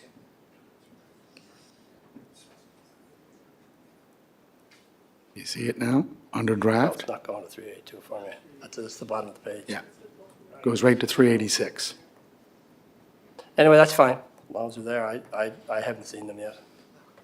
Yeah, so it says under page 385, annual reporting activities, produces an annual work plan with specific objectives by January 15th of each year in consultation with staff liaison for distribution to the Parks, Recreation, Leisure Committee. Committee, Council, and other departments. It's right there. 382 is my committee report. I got 385. Anyway, that's fine. That's fine, as long as they're there. Okay. That's fine. Question? Yes? Yes? If it's, I misread that it was the old terms of reference and that it was not, like, it was just written right above the other one. So if we could just have a little clarification on that these are the old terms of, because it was conflicting. So I was reading conflicting information, and that's what was kind of throwing me off. So we were going through. So if that could be, I understand it now, but if at the time, if we could understand that these are, because it wasn't lining up for me. So the draft starts in digitally, digital page 382. Yeah. Okay, questions called, Councillor Twill? All in favor? That's an easy one. Okay. Is there another resolution? Yes, there's 4 and 5. We already did that. Anyways, just please read the resolution. Thank you. Moved by Councillor Twill, seconded by Councillor Bernard. Be it resolved that council approves to enter the renewed 10-year license agreement with Charlottetown Yacht Club for the purpose of the city being able to provide public access, a public access paddlecraft launch area at the Charlottetown Yacht Club. And that council approves issuing the partnership funding allocated in the 2024-2025 capital budget in the amount of $318,000 for the Charlottetown Yacht Club seawall reconstruction project, and further that the mayor and CAO are hereby authorized to execute standard contracts and agreements to implement this resolution. Yep. Councillor Twill, question? Yep. No, just want to, Yeah. thank you, Go ahead. Councilor Ramsey. This 10-year agreement is similar to the previous 10-year agreement. We had some discussion at the Parks Committee. This is a great opportunity for people with paddle crafts and other vessels that are similar. They're not motorized. The whole objective of the seawall, it's been in terrible shape last number of years, so this is a great partnership with the Charlottetown Yacht Club, who's done a fantastic amount of work securing funding for this much-needed project. I did say at the Parks meeting that I would like to see where our dock is going to be, that it's clearly illustrated that this is owned by the city of Charlottetown, and here are the permitted uses. So we're going to do a real good job in terms of getting that message out to the broader community so that they know that there's options and opportunities for paddle boat and canoeing, which is very important and seems to be very, very popular and is even getting more popular. And this is the venue where they will launch those vessels. So, good project, good partnership. Thank you.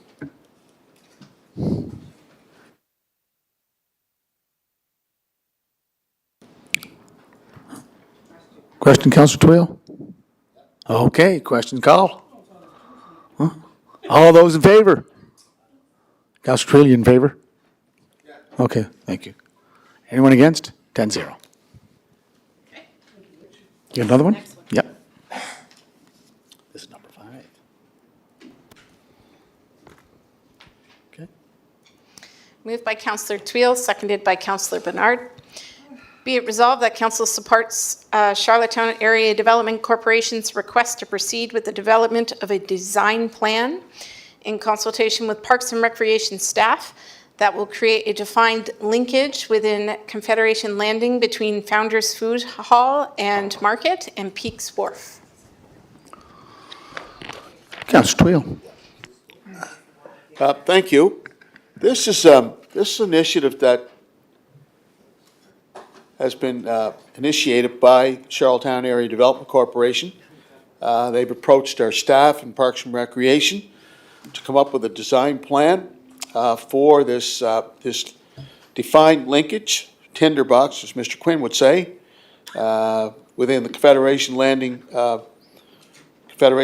Park, more specifically from Founders Hall, which would connect to Peaks Wharf. So we had a lot of good discussion. I wanted to remind everyone at the committee that Confederation Landing Park opened up in 1994. And as a member of City Council, I was there for that opening. Mayor Tex McDonald did the honor, and that design of that park was an award-winning national design by landscape architects. Did a fantastic job. So we wanted to make sure that when we're proceeding in this fashion and we're just exploring the opportunity, no decision has been made, we're just exploring the opportunity, that we do it with the highest regard for being tastefully done and meeting that benchmark and those standards that Confederation Landing, as we all appreciate and respect, in terms of the aesthetics, in terms of the ambiance, and what people can expect when they visit Confederation Landing Park. So very high standards. We'll go through the exercise. It'll come to Parks and Recreation. We'll have those discussions and then bring it forward to Council's consideration. Again, this was initiated by the Charlottetown Area Development Corporation. Thank you. Questions called? Thank you, Councilor Ramsey. All in favor? All against? 9-0, 10-0. Thank you. That's it? Oh, one more point? Yes? Yes, hold on there. Let me put you on. Want to put a plug in for Holland College football. If anyone's ever interested in watching some good football on a Sunday afternoon, please go out to McAdam Field. With a lot of great talent, well coached. I do attend the varsity games off island. I was at St. Mary's Friday night to watch the game with Acadie and St. Mary's. Fantastic turnout. But I can tell you, the football at Holland College is putting on the field of product is second to none. So if you ever get a chance, drop in and give these young men all the support you can. They certainly deserve it. It's a great sport. Best sport in the world. Okay, thank you. Next report is water and wastewater, correct?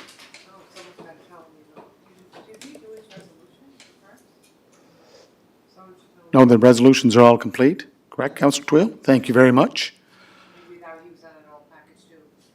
No. Water and wastewater, that's Councilor Bob Duran. I think did he leave? No, he didn't leave.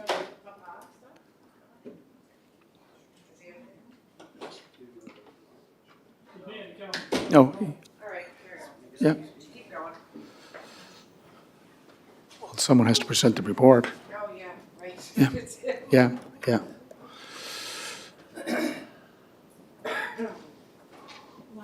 Environment and sustainability. We can do that. We'll come back to Councilor Duran. We're going to skip the, okay. We have environment and sustainability. Councilor Terry Bernard. Go ahead there, Councilor Bernard. Thank you, Your Worship. Your Worship, the Environment and Sustainability Committee met on October 3rd. And as usual, the minutes are in your package. A couple of highlights, Your Worship. We have Rooted in Art. It's now on display in Victoria Park.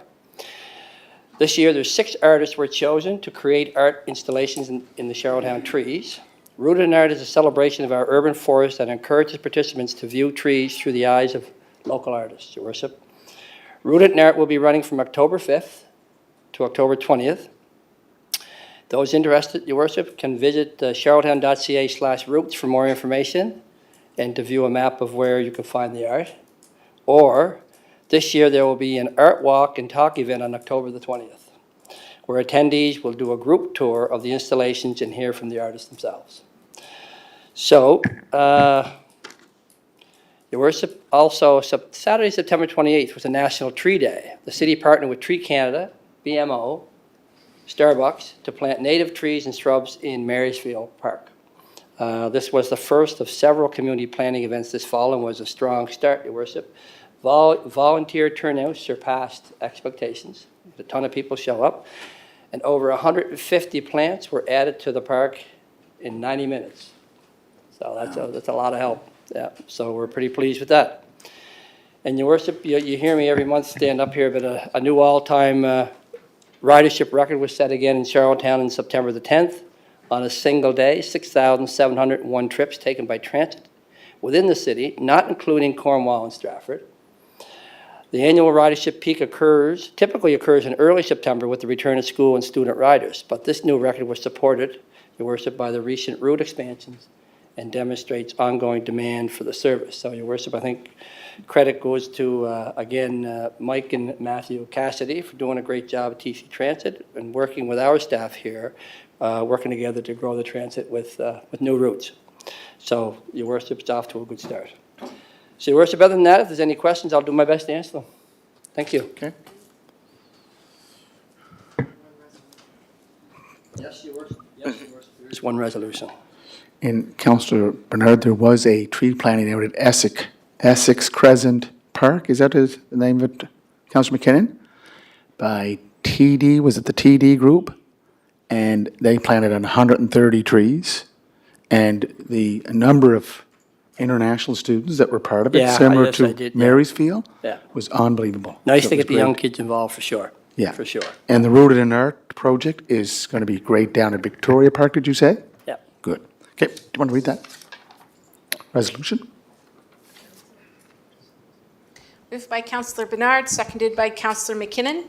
Be it resolved that Council approve the sole source natural areas assessment work with Atlantic Canada Conservation Data Centre for the price of $6,855, and the Mayor and CIO are hereby authorized to execute standard contracts and agreements to implement this resolution.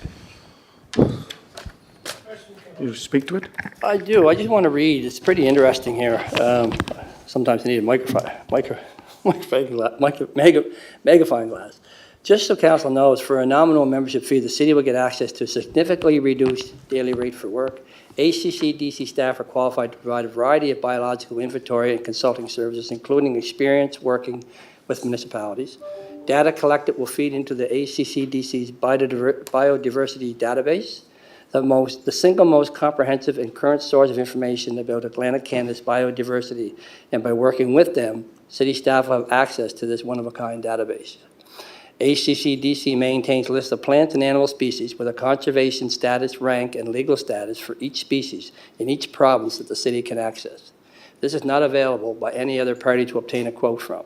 So an ACC-DC is a nonprofit, Your Worship, so that's why we're looking to sole source, if anybody wondered. Okay. $6,800. Thank you.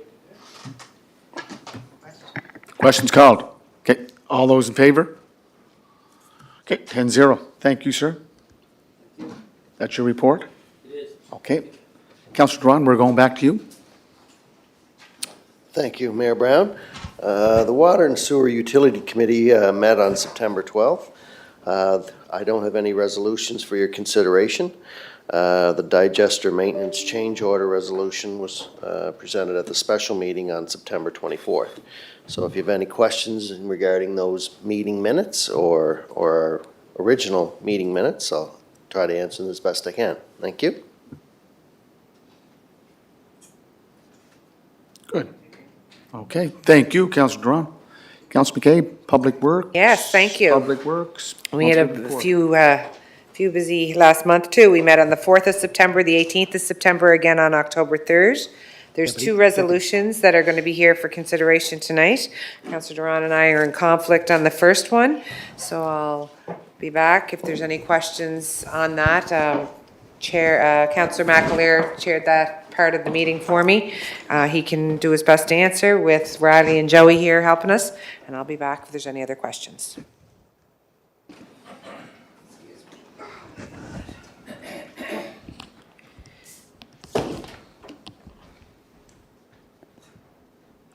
Let her rip. Moved by Councillor Twill, seconded by Councillor McAleer. Be it resolved that as per the conditions of the public tender for the 2024 sidewalks package B, the submission of earth form in the amount of $1,327,000 plus all applicable taxes be accepted, and that the mayor and CAO are hereby authorized to execute standard contracts and agreements to implement this resolution. I didn't realize you'd moved back here. Yeah. Any questions? Question called. All those in favor? Anyone opposed? Okay, 1, 2, 3, 4, 5, 6, 0. Yeah, 6, 0. Thank you. Next one? Moved by Councillor, we need Councillor McCabe back. She's Oh, yes. moving it.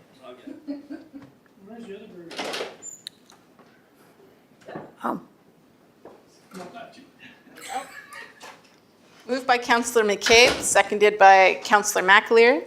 Be it resolved that as per the conditions of the public tenders, Charlottetown City Hall roof strengthening, the submission of CP Construction Services Incorporated in the amount of $259,000 plus all applicable taxes be accepted, and that the mayor and CAO are hereby authorized to execute standard contracts and agreements to implement this resolution. you have a question, Councillor Ramsey? Thank you, Your Worship, or Deputy Mayor. Did we just not do our roof all over, Chair? And maybe I can pass it on to Supervisor, but was it not that long ago that we just did the roof for City Hall all over? So they never noticed that back in the day, I guess? No, I don't know, I'm just asking a question. Bernard, I was just writing down who approved that one. There you go. I can tell you that it's 8:30 and my head's trying to remember what we talked about either on the 3rd, 18th or 4th. I do think it was something to do with strengthening what they had already planned on. Joey, were you able to provide an update to that? Yeah, this is not a resurfacing, which we did to the roof. Was brought up at the time, notice, so it's a re-strengthening process to ensure that what we have done, everything stays in place and we don't incur any more damage. Okay. Questions called. All those in favor? All those against? 10-0.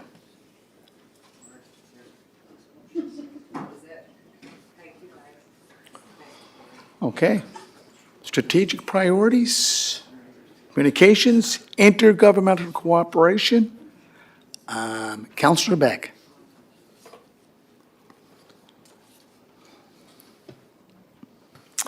All right. The Strategic Priorities Communication Intergovernmental Cooperation Committee met on October 8th, and minutes are in your package, and there's one resolution for your consideration.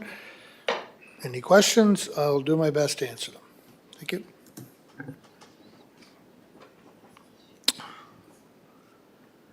Do you want to go with the resolution? Moved by Councillor Beck, seconded by Deputy Mayor Yankoff. Be it resolved that the notice of motion presented at the regular meeting of Council on September 10th, 2024, which called for the establishment and funding of comprehensive rehabilitation and treatment services for individuals struggling with severe substance use disorders, be deferred to allow Council the opportunity to fully review Carleen Donnelly's report, Enhancing the System of Care for Islanders Experience Complex Issues, and that an invitation be extended to Ms. Donnelly to present at a future council meeting. Councillor Twill. Yeah. I don't believe, number one, that this is within her mandate. She was asked to appear before the Health Committee, and she declined because her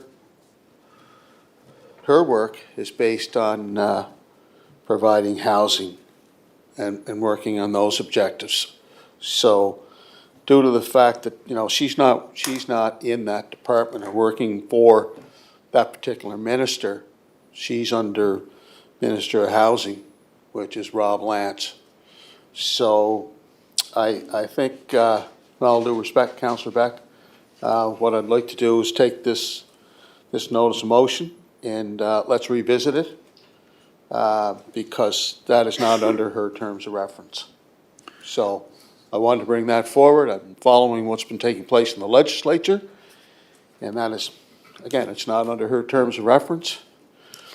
And I think it'd be prudent to revisit that before, the motion that I submitted, calling for the two levels of government to provide a facility for rehabilitation, treatment, to help people with addictions to get the proper treatment, care, administered by physicians, doctors, and medical practitioners. So I just wanted to bring that to your attention. Councillor Beck.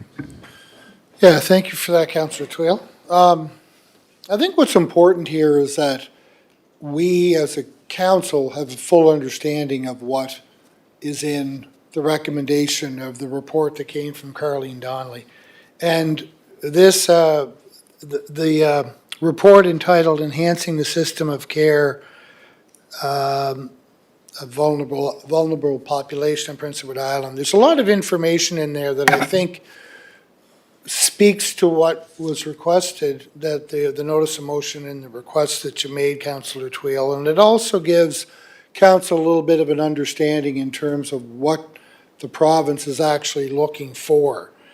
And so I would suggest that council take the time, read what's in this report, take a look at what Councillor Twill has asked for, and if we get Carleen Donnelly in at a later time, it's ultimately her, she could refuse to come here as well too. She's not obligated by any means, but I think it's important for us to understand what is actually being talked about. So that's the purpose of bringing it here, to allow everyone the opportunity to digest it, so that if we have further discussions, you're coming in from an informed point of view. And I think that's important for us to understand in terms of where things are going. So Yeah. that's kind of the rationale in terms of bringing it this way. Councillor Beck, both you and Councillor Twill were not at the FCM in Calgary. We did a site visit at CUPS.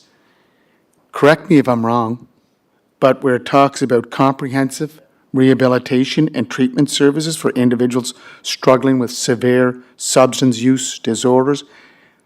Did we not listen to that? Just let me finish. Councillor Mattard, Councillor Bernard, McKay, McKinnon, McAleer, Ramsey. I thought that was what their work is, to process individuals that come in with mental health challenges, and the CAO was there too, CAO Eleanor. Drug addiction, misuse of alcohol, the on-house, these were all areas that they touched on. So I think that she would be a very formative person to speak to. Councillor Beck.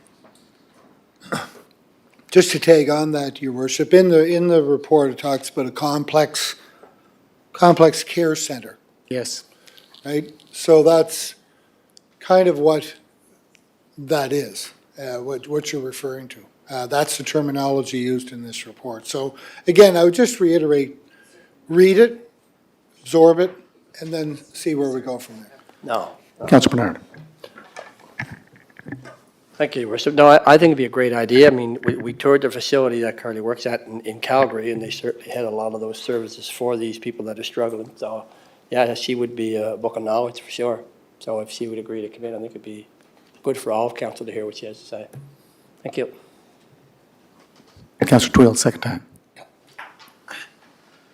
I think the interesting thing to note is that across Canada, there's been a complete, total reversal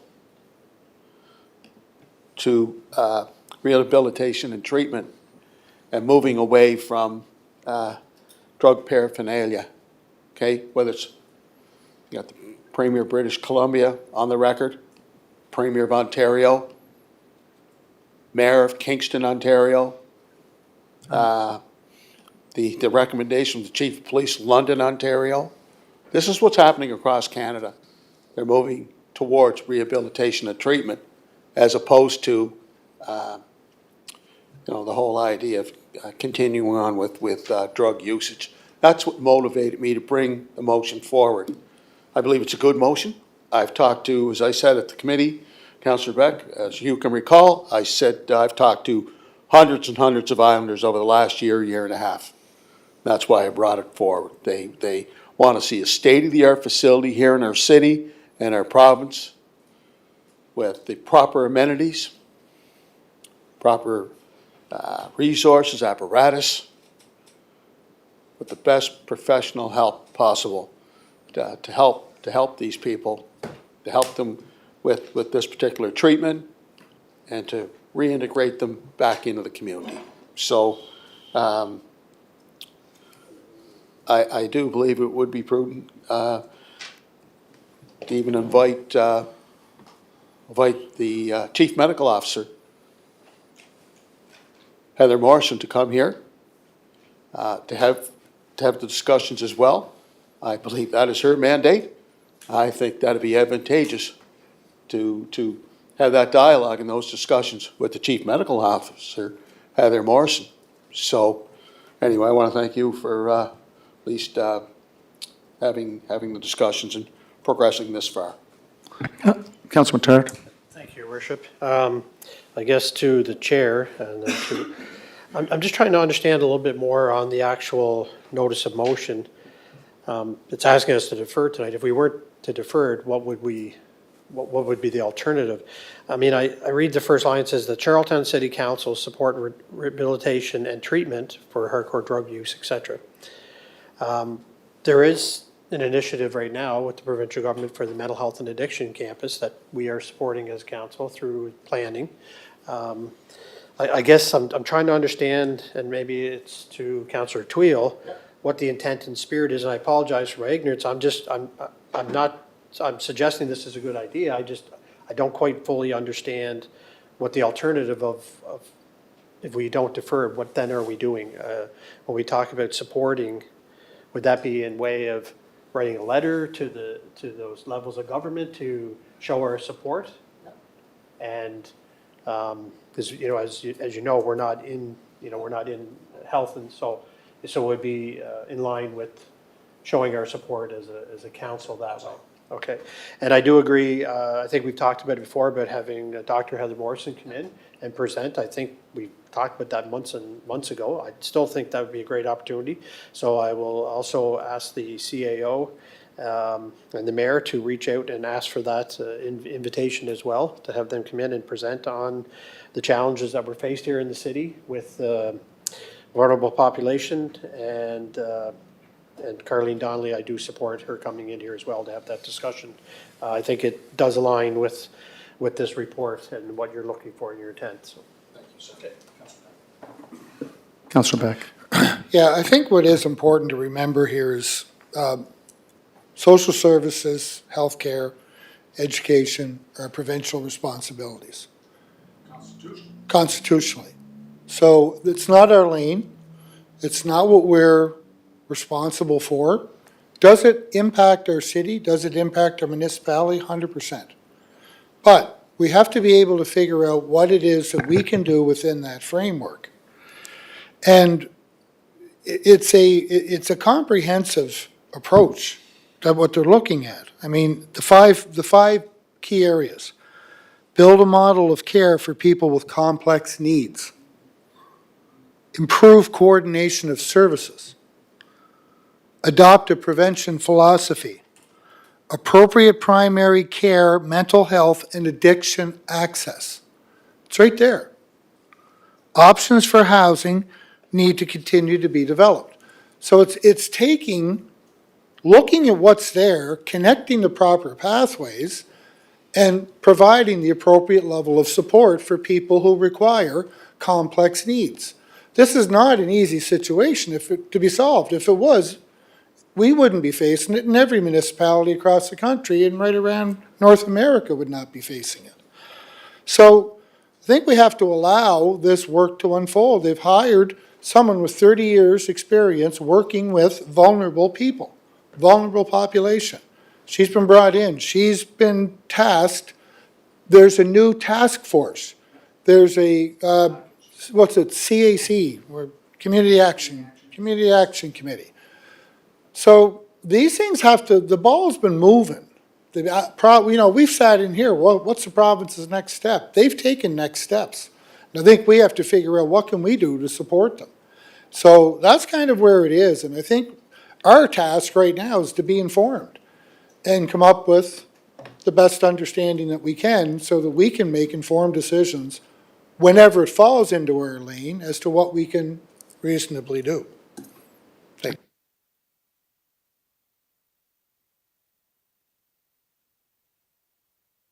you. So he's ready to vote? Okay. Questions on the floor? Did you speak twice? I know Councillor Twill did. You want to wrap it up? Yeah, it's very quick. And it's just off the same report that Councillor Beck was talking about, but for each heading that he mentioned, there's a 6-month timetable. So he's right, they're moving ahead, build a model of care for people with complex needs and PEI, and it's listed in that report what they're looking to do in the next 6 months. Improve coordination of service, 6-month schedule.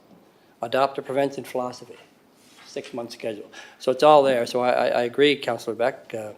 It does look like they're moving ahead, and things take time, but there's a schedule there of what the targets they want to hit. So, thank you. Okay. Question? Questions, call. Who's all in favor? I'd like Please. to make an amendment. You want to make an amendment? Yeah. Friendly amendment? Yeah. Okay. It's moved by Councillor Beck, second by Deputy Mayor Yankup. Could you just tell us your friendly amendment? Yeah, I'll reiterate what I said last time I spoke. I think it'd be advantageous and prudent to invite the Chief Medical Officer here to meet with City Council. I mean, she is the top medical person in the province. So I think we need to have a discussion with her as well. And discuss the things that Councillor Beck pointed out and some of the things that I'm trying to promote as well. I think it's very important that the top person in the medical field in this province meet with Charlottetown City Council, because we are dealing with these issues on a daily basis, folks. Okay. Whether it's Parks and Recreation, whether it's Public Works, whether it's Charlottetown Police Department, Charlottetown Fire Department, senior management, like, we're all in. So I'd like to make that amendment that Friendly we amendment. also engage with the Chief Medical Officer, Heather Morrison. Okay. So, just to go back to what our CAO said, the rules of, Robert's Rules of Order, does the mover agree? No. Does the seconder agree?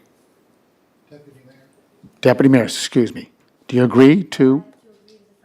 Yes, there's no, nay? I have to respect the chair of the committee and not. Okay, so resolution's on the floor. All those in favor of the resolution, please put up your hand. Okay? All those against? Councillor Duran, Councillor Twill, yea or nay? I'll abstain. You can't abstain. Anyway, you know what, folks? Okay. Okay, 9-1. It's not what I asked for. It's not Okay, what I- 8-2. You know, like, Mr. Mayor, the CAO said, with respect to the task force, she said, we don't have the expertise. She said that right at the meeting. And you know what? Good for her. She came out and said, we don't have the expertise. So why not bring in Heather Morrison, who does have the expertise? Like, why can't we have that discussion? Okay. CAO.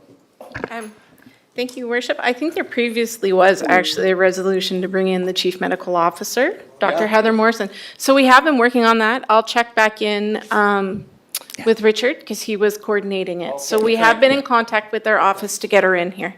We Thank you. did have her in back, I think was, no, I know, but we did have her here, and that was another issue.